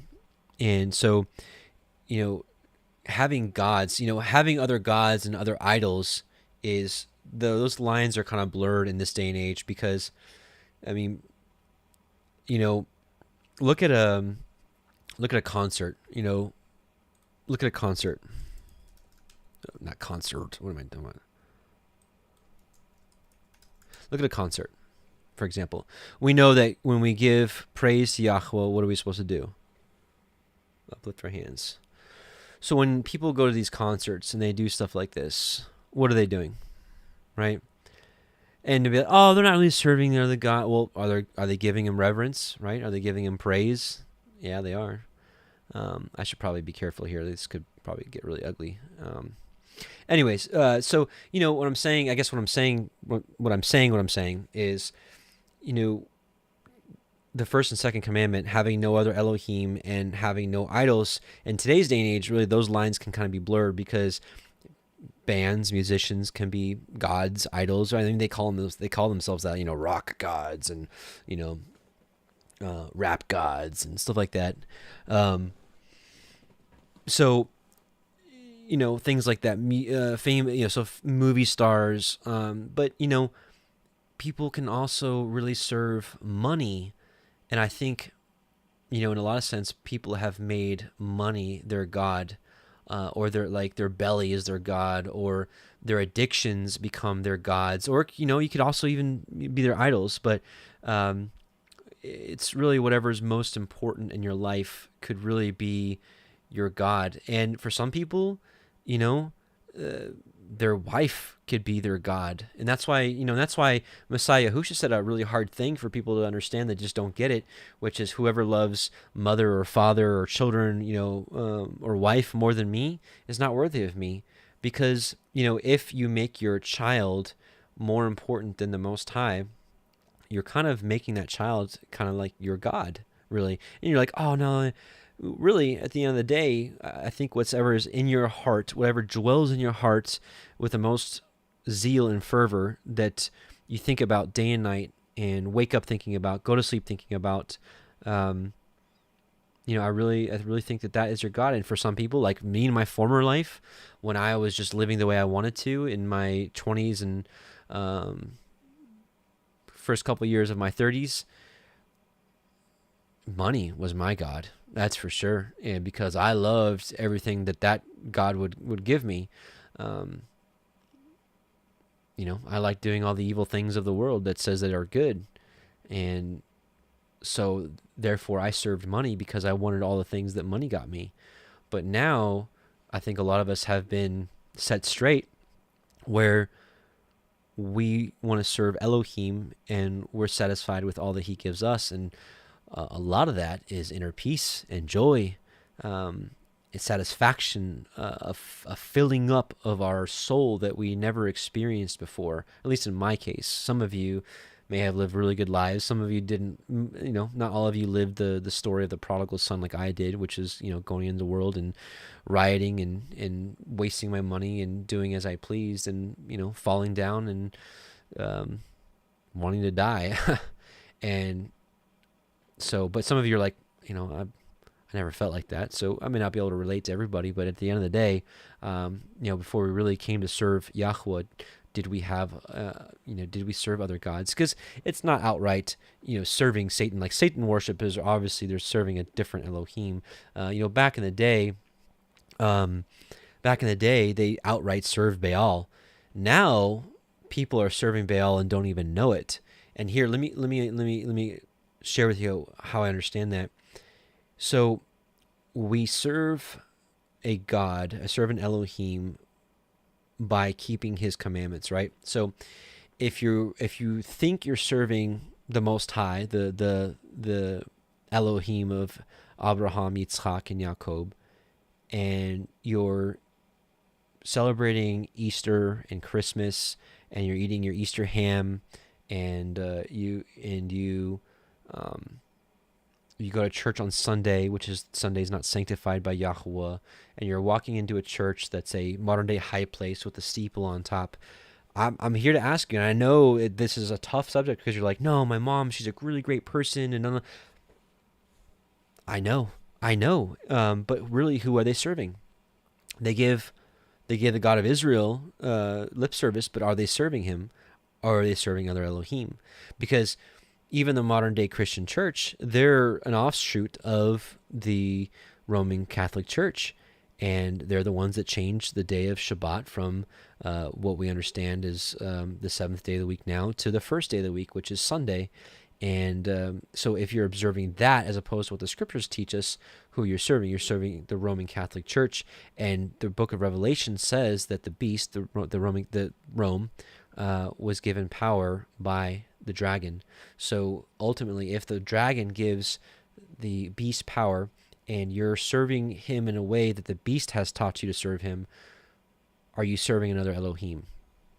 I'm here to say, I think so.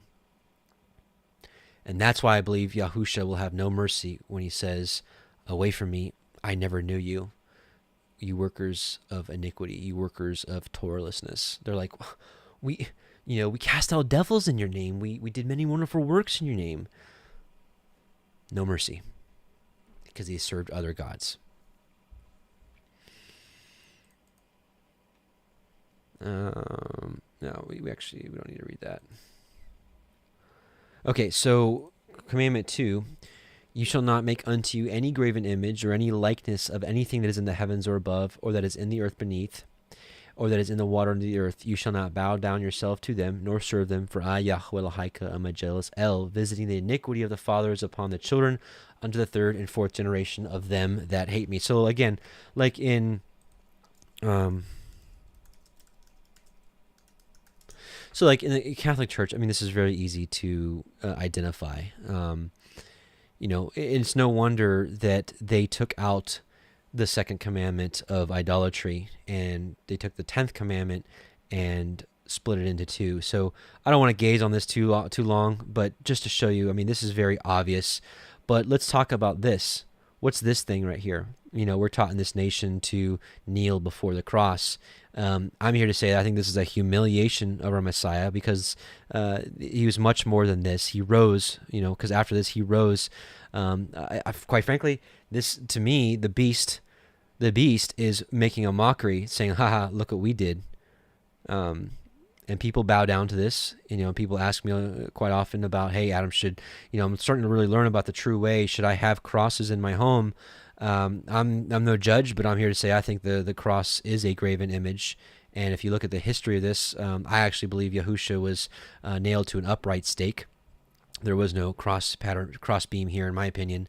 But I'm not going to really argue about that. What I am going to say, though, is I believe this is a graven image. And I would ask you to pray about that, and and take that up with the Most High.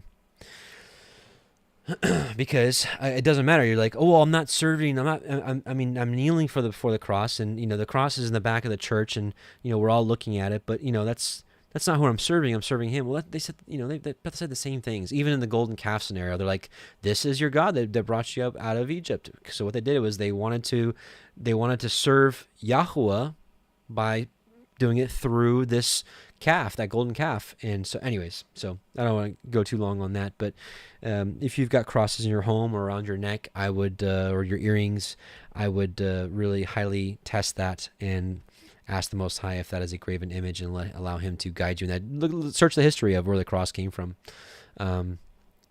It's not good. So, okay. Verse 5. Right, and so obviously the rest of this is, we're not supposed to make fish and bow down to Him for the fish. Even the little fish logo that's on the back of cars, that's like, fish and Jesus. Look at Dagon. Dagon, the false god Dagon, that he gets that name from the Hebrew word dag, or dagim, which is fish. That's a whole nother thing. I mean, look at the papal hat. What's it called? The papal hat. What's it called? This thing. This is hold on. Papal hat, Dagon. So this was Dagon back in the day. He had a fish head. And so now you've got the modern day. It's the same thing. This is all Babylonian garbage. This is all false religion. So here again, actually, this is exactly what I was talking about here. We need to be careful about these things. Oh, look at this guy. There's something very fishy in the Western religion. That's a good one. So these are the kind of things that we need to be careful of. Again, my point on that was this. If you've got that sticker on the back of your car. Okay, Exodus 20 verse 5. You shall not bow down yourself to them, nor serve them, for I, Yahuah Elohiym, am a jealous El, visiting the iniquity of the fathers upon the children unto the third and fourth generation of them that hate me. So how many of you can look at your family and see that you all kind of struggle with the same things? For example, on my mother's side, my mom was one of 7 children, and most of her brothers and sisters had tons of children. So grew up having tons of cousins my age. I was the baby of the first generation, the first wave, but then there had so many more children, I ended up being kind of right in the middle. But for the longest time, I was the baby of the first generation. And anyways, but I look at all of us now, and we all struggle with the same thing. Overeating. So a spirit of gluttony, drunkenness. We all struggle with alcohol in one way, shape, or the other. And just really addiction in general. And so those are our generational curses. And so this is what I believe it's talking about here. It doesn't really specifically say that, but I believe that this is what it's saying. So visiting the iniquity, so visiting the lawlessness or the sins, right? Visiting the iniquity of the fathers upon the children unto the third and fourth generation of them that hate me. So of those that, and we can equate people that hate him to those that don't keep his commandments. Because right here it says, showing mercy unto thousands of them that love me and guard my commandments. So here's the opposite of them that hate me. So who hates him? People that don't keep his commandments, period. As we'll see in, I think it's in Revelation here. Actually, I'm sorry, here we go. So I think a lot of people misunderstand this. In Revelation 2, it says, unto the angel of the church of Ephesus write, these things saith he that holdeth the 7 stars in his right hand, who walketh in the midst of the 7 golden candlesticks. I know your works, and your labor, and your patience, and how you canst not bear them which are evil, and you have tried them which say they are apostles and are not, and hast found them liars, and hast borne, and hast patience, and for my name's sake hast labored, and has not fainted. So these are all good works, right? But remember, there's a bunch of people that said, I did many wonderful works in your name, and I did cast out devils in your name. So he's right here. He's like, you have a lot of good works. But he says, nevertheless, I have somewhat against you because you have left your first love, right? So people are like, oh, you left Messiah. Well, essentially, yes, because I believe it's Messiah that gave the commandments, but it's not like you walked away from Messiah and you're no longer a believer, because he's just saying right here, you're doing good works, for my name, and you have patience for my name's sake. So these are still believers. But he says, you have someone against you because you have left your first love. And so would you know that the first mention of the Most High and love is right here? And showing mercy unto thousands of them that love me and guard my commandments. So in the Torah, this is the first mention of love in regards to the Most High. This is why I believe this is what he's actually talking about. And verse 5 kind of confirms that. So right after he says, nevertheless, I have somewhat against you because you have left your first love. Remember, therefore, from whence you are fallen, and repent. We repent because we do what? We break his commandments. And do the first works, or else I will come unto you quickly and remove your candlestick out of his place, except you repent, right? Except you turn and start doing it the right way. So anyways, going back to this, going back to generational curses, I believe it's a real thing. And I actually saw that rear its head when I went to California to visit my father, my earthly father, and my sister. I could see that so on my father's side, it's something completely different. And to preserve my father's name, I'm not going to say, what's happened there, but I could see that they both struggled with the same thing. And it's something that I struggled with as well. And, when I went to minister to them, I believe those demons or unclean spirits that were hanging around them were pretty ticked off at me, and it was quite the battle. So it's not like I was in a wrestling match with them. That's what I'm saying. But I all I'm saying is that I see it on both sides of my family, and it's just interesting. And so, how many of you can look at your family and be like, yeah, I see, I struggled with the same things that my dad did, or the same things that my mom struggled with, or my cousins or uncles and aunts, so on and so forth. So we all have our own trials, and see that's just my family story. Your family may struggle with being angry all the time. You could just be a mad person all the time. It's something that our family is not. We're all really just happy-go-lucky people on my mom's side. Your family may be just a bunch of brash people that are like, I hate people, and maybe your big test is you've got to overcome being a brash and hateful person. Maybe that's the hardest part. So, because for me on my side, I loved people before I came. I didn't know exactly how to love them, but I'm just saying in general, I liked people. So that wasn't hard for me, but for some other people, it may be really hard for them to love people. And that's your big test, or your generational curse that you've got to kind of overcome through the Spirit. And there's, obviously, I can't speak to everybody's life because there's so many different things we could talk about, but you look within yourself and your life and your family, and what is your great test?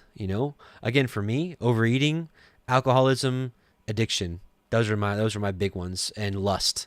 And we all struggled with lust too. So there's some big ones there. Those are some major ones we struggled with. Anyways, so that's just again, I'm talking to you like if you were in my living room and sharing with you my life. And, I hope one day we can have more of a dialogue. So Exodus 20 verse, okay, so we read that. So, and showing mercy unto the thousands of them that love me and guard my commandments. If you want to learn more about how to love Yahuwah, I think I got a short 15-minute video out there. It's like how to love God and love people. You can learn a little more if you'd like. Exodus 20 verse 7, you shall not take the name of Yahuah Elohim in vain, for Yahuwah will not hold him guiltless that takes his name in vain. We can look at this a couple different ways. The first one, we can look at the TS 2009 version, where it says, you do not bring the name of Yahuwah your Elohim to naught, for Yahuwah does not leave the one punished who brings his name to naught. And you can understand that in a way of like, hey, to diminish Yahuwah's name is to only call him titles, God, Lord, Father only, Most High. I mean, there's nothing wrong with calling him the Most High or Father or Elohim, but to like not embrace his name, could be a way we can look at that. And I think that, again, there's something really to that. But really a little deeper than that, I really believe it's like, actually, Jake Grant told me this one time. I and my sons were all kind of hanging out, and we were talking about the commandments, and Jake brought up the story, and I thought it was brilliant, and it really resonated with me. So he's like, I'll just tell it my way. So it's like, for example, when I was in the Marine Corps, and you were in town, you couldn't wear your camouflage utilities, but you could wear like your dress uniforms and whatnot. So let's say I'm out in town and I've got my Marine Corps uniform on, and I'm like in a store, and I'm just being rude to a bunch of people or pushing people around, yelling at people. Do you think I leave a good name for the Marines or a bad name for the Marines? Bad name. So let's take that in the context of using Yah's name, or go around, in the bulk of the world, I'm a Christian, but they're terrible to their, coworkers and family and friends and acquaintances, or, I'm a follower of the Torah, but you're going around and beating everybody in the head over it, like, just not doing it in a fruitful way. In a lot of ways that can be looked at it as you're bringing dishonor to his name by saying you're his, but acting like total trash. That could be a way looked at it. Also, and some people would say this could be like, swearing to his name, taking his name for vain reasons, or, I think in modern day Christianity, they would take this as using his name as a curse word, which, I think Hollywood says the name JC for different reasons other than to use it as a curse word. I think it's to put that name in everybody's mind.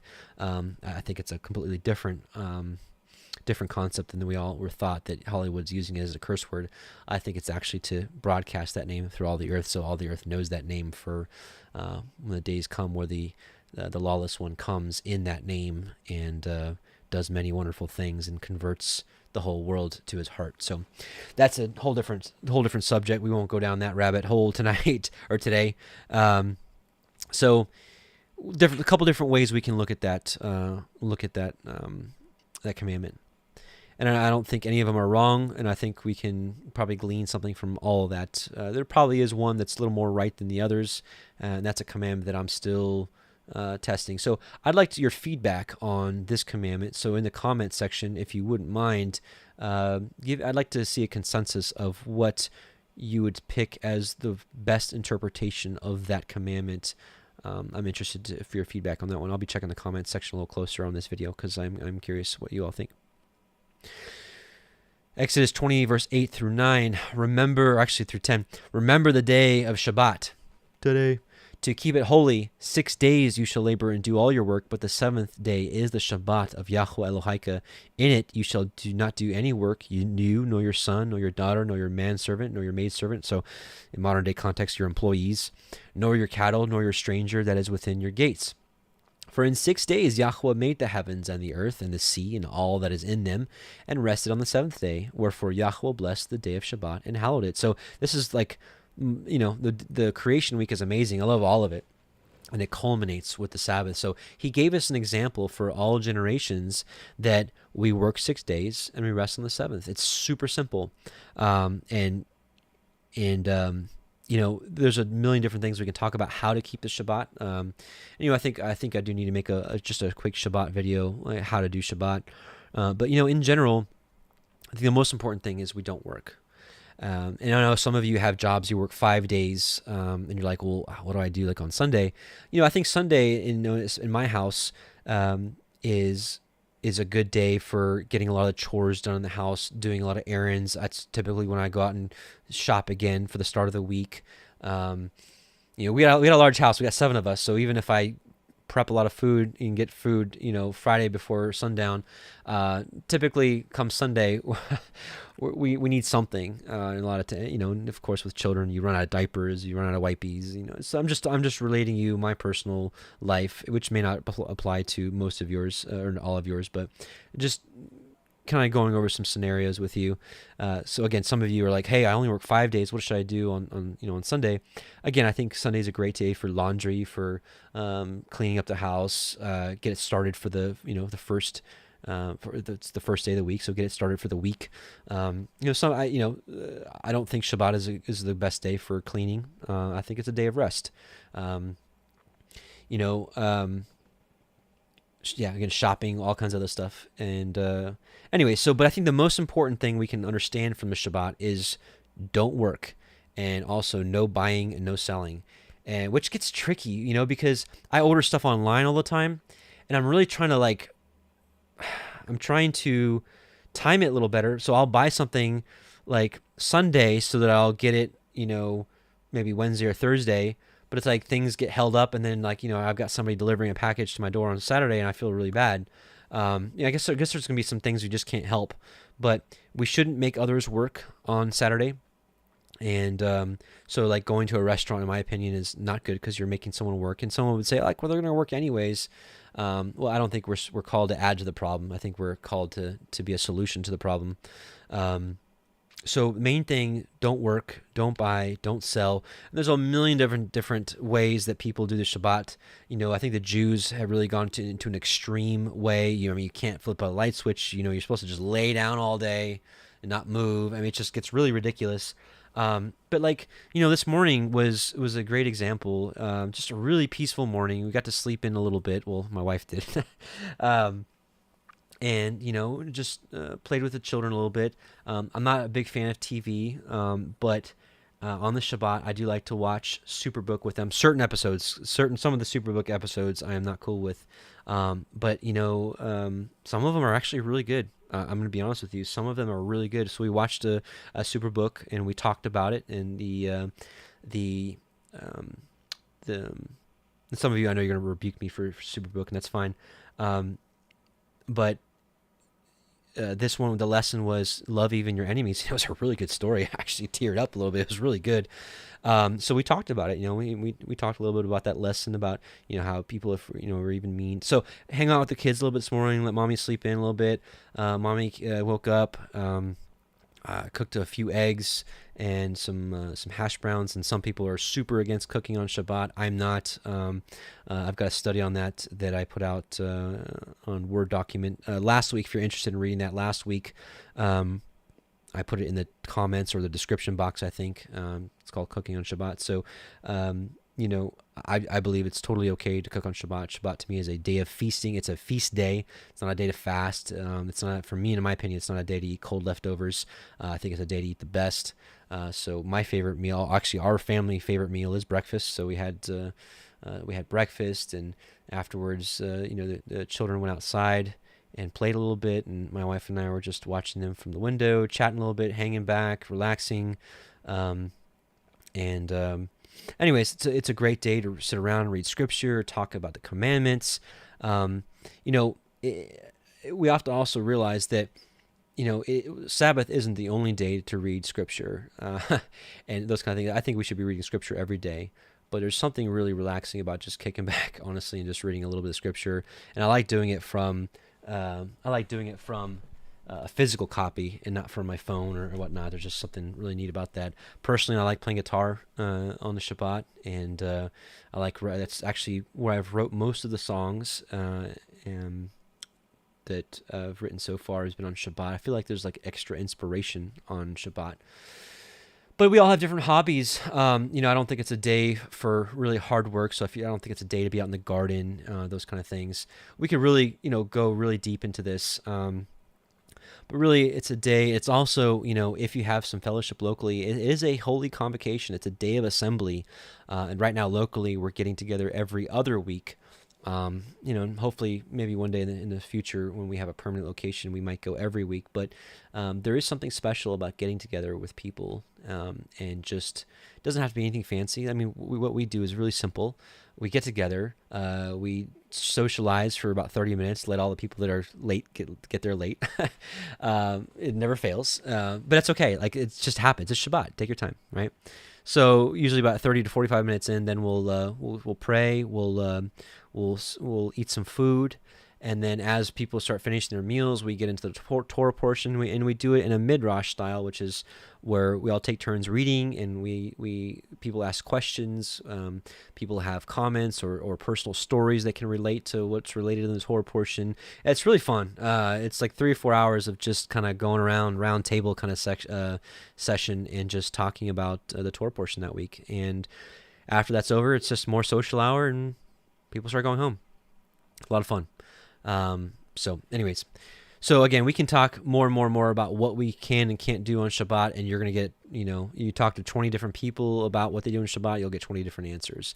But I think, again, the core of it, don't work, don't cause other to work, don't buy, don't sell, meet up with people if you can. There's that passage in Hebrews 10 that says, it says, I think it's 10:25. Excuse me. We'll start 24. And let us consider one another to provoke unto love and to good works, not forsaking the assembling of ourselves together, as the manner of some is, but exhorting one another, and so much the more as you see the day approaching. So assembling, it's a day of an assembly. So taking a look at Leviticus 23, which is the official commandment of the Shabbat, right here. Speak to the children of Yisrael and say unto them, concerning the feasts of Yahuwah, which ye shall proclaim to be holy assemblies, even these are my feasts. And the first feast is the Shabbat. And again, that's why I like to eat good, warm food on that day. And we see provisions for it in Exodus, no work except what everyone should prepare, what everyone should eat.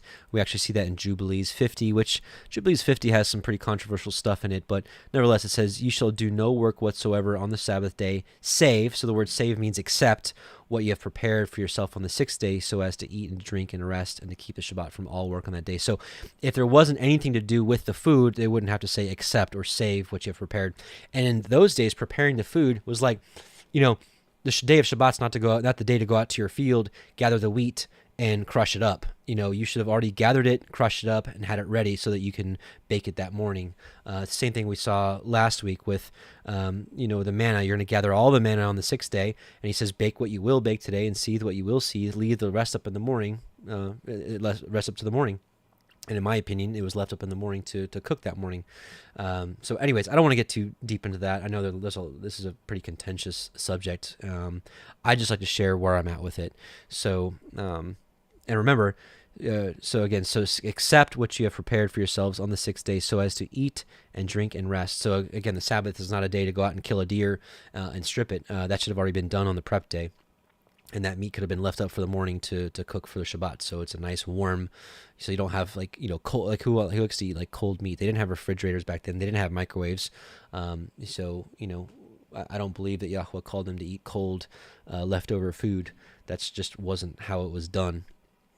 So in our day, prepping could be, what you have prepped on the 6th day is what you went out and bought, what you went out and shopped for on the 6th day, So anyways, there's a lot more to that, but I don't really want to get too deep into that because I know it sometimes brings out some really tough arguments, and that's not what I'm here for. I'm really not. I'm just here to kind of share with where I'm at. Also, when to do the Sabbath. I've studied it inside and out. I've studied morning to morning. I've studied evening to evening. I've studied the lunar Sabbath. I'm right back where I started, which was sunset on Friday to sunset on Saturday. And if you want to test that out, I also have a study on that as well. All that's kind of included in the, it's a video called Lunar Sabbath. I did it a couple months ago, I think. But test it out the morning to morning. Just don't find an ample evidence.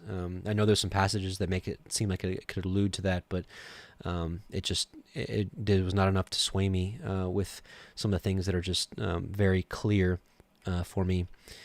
So Leviticus 23:32 in the Septuagint, it shall be a holy Sabbath unto you, and you shall humble your souls from the 9th day of the month, from evening to evening. Now it's interesting that in the Septuagint, it's plural. It says evening to evening shall you keep your Sabbaths.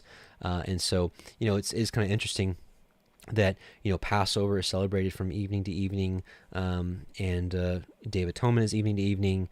And, so Yahuwah gave us pattern of two of them being evening to evening. So it'd be kind of confusing if he wanted us to only keep those evening to evening, but everything else morning to morning. And I think the big contention that people misunderstand here. So from the 9th day of the month at evening. So from the 9th day of the month at evening, it turns to the 10th day of the month at evening. So it's like the switch over. So it's saying if you start at the 9th of the evening, you're essentially going to the turnover of the 10th. And it goes from the evening of the 10th, right? So the evening of the 9th to the evening of the 10th. That's that twilight period where it goes from light to dark, until the 10th at evening. And we saw the same thing with Jubilees. Jubilees 49.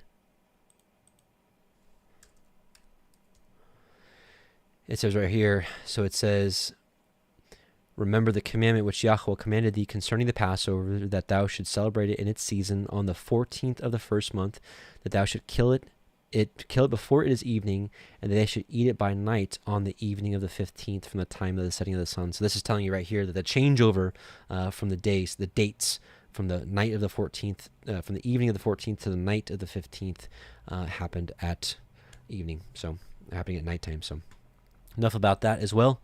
Don't want to stir up too many of you on the Shabbat, because I know not all of you keep evening to evening, but a lot of you ask me these questions, so I think these are some of the best times to answer those questions for you, for those of you that put any stock or value in what I may share with you, or what I believe that the Most High has helped me understand as I've studied the Scriptures. I'm not here to contend with you. If you keep the lunar Sabbath, I love you. If you keep the morning to morning Sabbath, I love you. If you keep some other Sabbath that I'm not even aware of, I love you, because you are trying to keep the Most High's commandments in the best way that you know it. And I believe that makes us brothers and sisters. And I'm not here to contend with you. I'm not here to make what you believe seem silly. I'm just here to share with you what I understand the best of my ability at this point. Okay, so let's keep going on. So Exodus 20:12, honor your father and your mother, that your days may be long upon the land which Yahuah Elohiym gives you. I want to read a little more about that, what honoring your father and mother may look like. And this is the book of Sirach, Ecclesiasticus. We're going to go to chapter 3. Here we go. Chapter 3, verses 1 through 16. Hear me, your father, O children, and do thereafter, that you may be safe. Excuse me, I'm so sorry. For Yahuwah has given the father honor over the children, and has confirmed the authority of the mother over the sons. Whoso honors his father makes an atonement for his sins. It's a big one. And he that honors his mother, we see the same thing actually with giving alms. And he that honors his mother is as one that lays up treasure. Whoso honors his father shall have joy of his own children, and when he makes his prayer, he shall be heard. And I can fully attest to this, that this comes from the living word of the Most High. If you're not familiar, Sirach, Ecclesiasticus, was included in the Septuagint, the Greek manuscripts, the 200 BC, and also in the 1611 KJV, which most people feel really comfortable saying that, that's a good canon. So it was in both of them. This book was in both of them.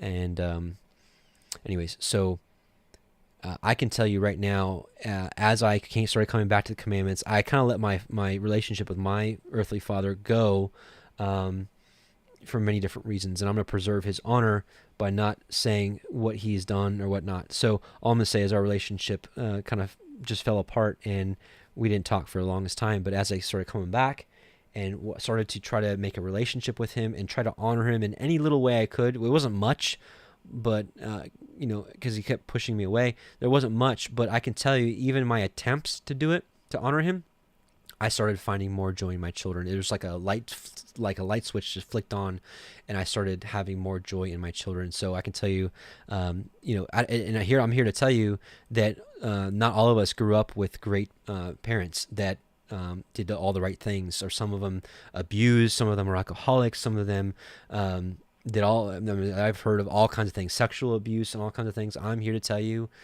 that we're called to forgive and to love and to honor our parents, regardless if they were great or not. Some of you out there probably had the best parents, and you're like, yeah, of course, it's easy to honor them. That's an easy one. Check mark, So for some of us, it was kind of tough. And I'm here to say, I don't care what situation you're in, we're called to honor your father and mother. So I think you need to look, if you've got some work to do, I would highly consider it, because it is a commandment. The commandment issued from Yahuah isn't honor your father and mother if they are righteous only. It doesn't say that. He that honors his father shall have a long life, and he that is obedient unto Yahuah shall be a comfort to his mother. He that fears Yahuah will honor his father, and will do service unto his parents as to his masters. Honor your father and mother both in word and deed, that a blessing may come upon you from them. For the blessing of the father establishes the house of children, but the curse of the mother roots out foundations. Glory not in the dishonor of your father, for your father's dishonor is no glory unto you. For the glory of a man is from the honor of his father, and a mother in dishonor is a reproach to the children. My son, help your father in his age, and grieve him not as long as he lives. And if his understanding fail, have patience with him, and despise him not when you are in your full strength. For the relieving of your father shall not be forgotten, and instead of sins it shall be added to build you up. In the day of your affliction it shall be remembered. Your sins also shall melt away as the ice in the fair warm weather. He that forsakes his father is as a blasphemer, and he that angers his mother is cursed of Elohim. And I'm here to tell you, again, your father could have been a raging alcoholic that beat the you-know-what out of you. I'm here to tell you, don't forsake your father. We don't find any justification for, well, this scenario or, well, that. I'm just trying to give you some brotherly advice here. I would, just keep that in mind. I don't know why that's unrelated. So another passage in Sirach chapter 7, with all your heart honor your father, and do not forget the birth pangs of your mother. Remember that through your parents you were born, and what can you give back to them that equals their gift to you? Nothing. You cannot repay them birthing you and bringing you into this world. So remember that. I think some wise advice from Sirach. Exodus 20, verse 13, you shall not kill. I think better understood as murder. Rasa, and slayer. It's defined as slayer, murderer, right? It's to murder, premeditated, murder, assassinate. Right here it says primitive root, properly dash in pieces, kill a human being, especially to murder. So this isn't just, accidental death. This is murder. Because we know that there's other laws for accidental death, manslaughter as they call it. So we know that Messiah Yahusha came to expand the law, or magnify it, actually, is what Isaiah prophesied. So Matthew 15, 17 through 19, actually, well, we know this. He didn't come to destroy the Torah. I think you already passed that. That was my notes from last year. I think we're past that. Matthew 5, 21 through 26. Ye have heard that it was said of them of old time, thou shalt not kill or murder, and whosoever shall murder shall be in danger of the judgment.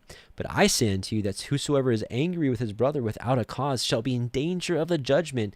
And whosoever shall say to his brother, Raka, shall be in danger of the council. But whosoever shall say, you fool, shall be in danger of hell fire. Oof.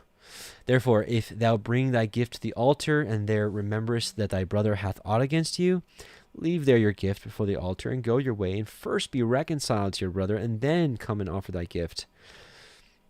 So, again, Messiah Yahusha, expounded on that law for us about not killing. So we got to be really careful, especially in this day and age, and the internet, and everybody's a keyboard warrior, and like, oh, the Sabbath is not on this day, blah, blah, blah, you're foolish, and blah, blah. You're like, whoa, hold on there. Let's back up a few paces. I don't think that's at all what Yahuwah wants for us. And I think that's just someone that's full of head knowledge, and has no care for their fellow brother, and at that point is hating their brother in their heart. You shall not break wedlock or commit adultery. And so the same thing, he expounded on it. Ye have heard that it was said of them of old time, thou shalt not commit adultery. But I say unto you that whosoever looketh on a woman to lust after her hath committed adultery with her already in his heart. And if thy right eye offend thee, pluck it out and cast it from thee, for it is profitable for thee that one of thy members should perish, and not that thy whole body should be cast into hell. So, we could talk really deep about this, about really what that looks like. So he's saying here, if you're looking at a married woman and lusting after her with your heart, like, what, could we go a little deeper at that? What about porn? You're just sitting there lusting after someone. What if it's a married woman and you don't know? I mean, so I can't believe I've seen some people even in this Torah walk that have justified that, that porn is okay, or not committing lust, and kind of into this same league here. But I would highly disagree. I think we should flee from all sexual immorality. So we're getting past 2 hours now, so let's keep going here. So Exodus 20:16, you shall not bear false witness against your neighbor. And I think specifically this commandment is the testimony, how one is put to death by the testimony of one or of two or three witnesses. I think so specifically this is talking about it. But lying in general is not a good thing, and that's why I decided in that children's song, which we'll play at the end of this, is I went with lying, because I think our children need to grow up not lying. Here, let me read this for you. Sirach 7:13. Refuse to utter any lie, for the habit of lying serves no good. So you can see here that lying in general was not really the full purpose of the commandment. I think really it was the false testimony, just like, when Yahusha was put to death by false testimony, by false witnesses. So they were breaking the commandment. We saw that Jacob, he inherited the blessing by lying. That was a little bit different. So anyways, but at the end of the day, lying is not good. We should, and I think Sirach has great advice, refuse to utter any lie. I don't think we should lie about anything, for the habit of lying serves no good. Exodus 20:17, you shall not lust after, you can call it coveting or lusting. You shall not lust after your neighbor's house. You shall not lust after your neighbor's woman, nor his manservant, nor his maidservant, nor his ox, nor his ass, nor anything that is your neighbor's. And this is a kind of a catch-all, because, or at least for all the commandments of how we love others, because as we saw, the first 5 commandments is how we love Yah. The last 5 commandments is how we love people. And if you covet your neighbor's wife, well, it's going to probably lead you to adultery. If you covet someone's stuff, it might lead you to stealing, or, which actually, I didn't even read that. How did I skip that? Exodus 20:15, you shall not steal. This is a pretty simple one to understand, but even in this internet age, I think there could be a different way of looking at that. I really don't know how I want to get into that. But I think we understand. I think most of us can understand, at least adults that are listening, what it means to steal someone else's belongings. I think that's a pretty straightforward one to understand. But anyways, going back to coveting, I can't believe I almost skipped the stealing one. I almost stole from Yahuwah by not reading that commandment. Forgive me.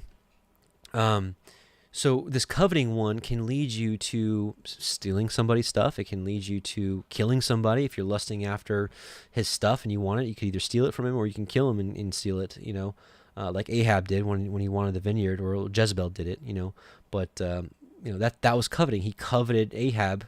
If you're not familiar with that story, Ahab, there was this vineyard that was close to the palace that he wanted, and he asked to buy it. He's like, I'll give you full price, or I'll give you a vineyard somewhere else. And the guy, and the man, I forgot his name, was like, no, no way. I can't sell you my family's inheritance. And Ahab came home, sad, and because he's coveting his stuff. He's like, and Jezebel's like, why is the king of sad countenance? He's like, because I wanted so-and-so's vineyard. And she's like, aren't you the king? I'll get it for you. And she killed him. She had him killed by false witnesses. So that's what coveting can lead you to. And I think in our day and age that we grew up in, consumerism, I think coveting is something that we really have to be aware of. Because I think it should be easy for us to be able to not steal, or not to lie, or to not murder somebody. And maybe in your heart it's a little different story, but coveting, in the consumer age that we grew up in, I think this is something that we really have to shake off us for not caring. If someone we know has a bigger house than us, or a nicer car, or so what? Like, what is that? It's nothing. And this world is temporary. Like, who cares? Like, be satisfied with what Yah has provided you. What did Yahusha say? Seek ye first the kingdom and its righteousness, and all these things shall be provided to you. You want clothes, you want, you want raiment, you want food, you want these provisions. He's like, well, everybody seeks after that, but for you, seek first the kingdom of Elohim, and all these things, that they're going to be added to you. It's not a big deal. And what's great is when you thirst after his righteousness, you stop caring about this stuff. He could have said that, but he gave you the steps, and then you have to learn that on your own, that you'll stop caring about having the newest and nicest clothes, or even having multiple changes of clothes. I can tell you, it's actually a lot simpler just to have a couple changes of clothes that you just wear all the time. I mean, I washed it, don't worry. But I'm just saying, like, it's actually a lot simpler than having like all these different amounts of clothes. It's so much. But he changes our heart's desire when Messiah in chapter 5 of Matthew, he says, those who thirst after righteousness, they will be filled. Because we learn when we're covetous people and we want more, the human tragedy is that you'll never have enough. And again, I know I'm repetitive if you just saw that documentary, but if you covet after money, or covet after cars or houses, or you'll never have enough. You'll never have enough. I learned this. I saw it in real time. I worked for like a guy that had a multi-million-dollar business, and he was making great money, had everything he needed, but he penny pinched his customers, and he stole from them because he could never have enough money.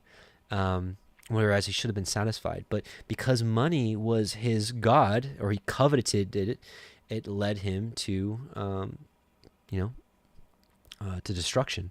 So anyways, hopefully I think we can all get that. So we're gonna finish up here. Actually, let's see, what did I have here? Sirach 14:9-10.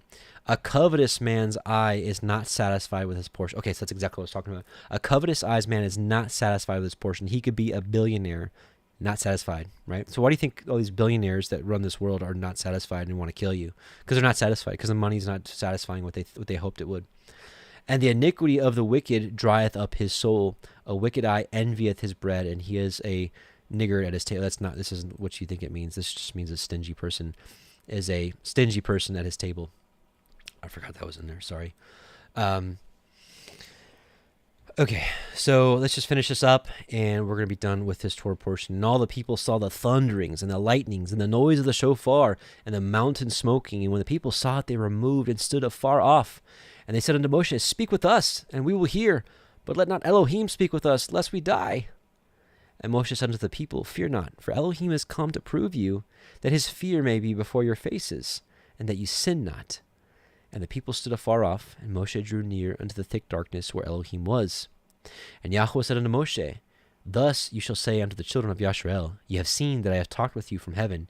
Ye shall not make with me Elohai of silver, neither shall you make unto you Elohai of gold. The altar of earth you shall make unto me, and shall sacrifice thereon your burnt offerings, and your peace offerings, your sheep, and your oxen. In all places where I record my name, I will come unto you, and I will bless you. And if you will make me an altar of stone, you shall not build it of hewn stone. For if you lift up your tool upon it, you have polluted it. Neither shall you go up by steps unto my altar, that your nakedness be not discovered thereon. So, ran out of time today. The Targums, if you have some, the Targums are actually pretty interesting for chapter 20. Read that on your own if you'd like to. There's some interesting things about why each commandment was given. And I think you find some pretty interesting things there. So take a look at that if you'd like. You can go to just targums.info, and you can read it there for yourself. So we're going to end with actually, first of all, let's end with the shofar.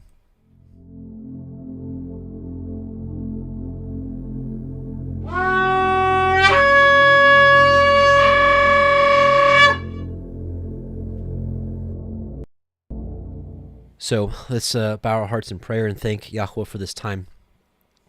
Heavenly Father, O Yahuah, we come before you in Yahusha's name, and we bless you, and we praise you, and we thank you for your Shabbat. We thank you for all your righteous commandments and showing us that they are still valid, they are still good. And we praise you and thank you for bringing us back to you, because we know, as the scripture says, no man comes to you but by Messiah Yahusha. And in him do we believe, and we trust, and we thank you for all that you do, and we pray that you were blessed by some of us gathering together and reading your scriptures and wanting to grow thereby. We pray that you meet that faith and you give us growth and understanding and strength that we may walk in your way, and we just bless you, and we look forward to the return of Messiah Yahusha, and we pray to be worthy to escape all these things that are coming to pass and to stand before the Son of Man. Amen and amen. Let's do the blessing. Yevarechecha Yahuah veyish merecha Yair Yahuah panav elecha v'chuneka Yisa Yahuah panav elecha v'yasem lecha shalom. Yahuah bless you and keep you. Yahuah make his face shine upon you and be gracious unto you. Yahuah lift up his countenance upon you and give you shalom, give you some peace in your life. And hopefully you're experiencing that today on the Shabbat. And I forgot to mention to you, I do think that a public gathering of his Shabbat is really what he's looking for, but I think he understands that some of us just live in the remotest parts of the world. And I do think in part that whether we gather, Friday nights or here, during the day of the Shabbat, I think these internet gatherings, hopefully I pray that he looks upon these as a public gathering, because if you look at the word, the word holy convocation or holy assembly that was used, it's kind of defined as a public gathering. And a public gathering, I think, of prayer and reading of his scriptures. So really that's kind of what we did here. So maybe, hopefully in a lot of ways this is a fulfillment of that. So for those of you that don't have any local fellowship. So again, praise be to Yah. Any wisdom that was here in this study was from him. He is the one that gives wisdom and understanding through his Ruach. And brothers and sisters, may you be blessed and enjoy the rest of your Shabbat. Shalom to you. I'm just going to play a few songs. We'll start with the 10 Commandments song. And if you haven't heard it yet, it's great for your children to help memorize the commandments if you have some. Or it might be good for you too. I don't know. But praise be to Yah. And we'll see you soon. Shalom.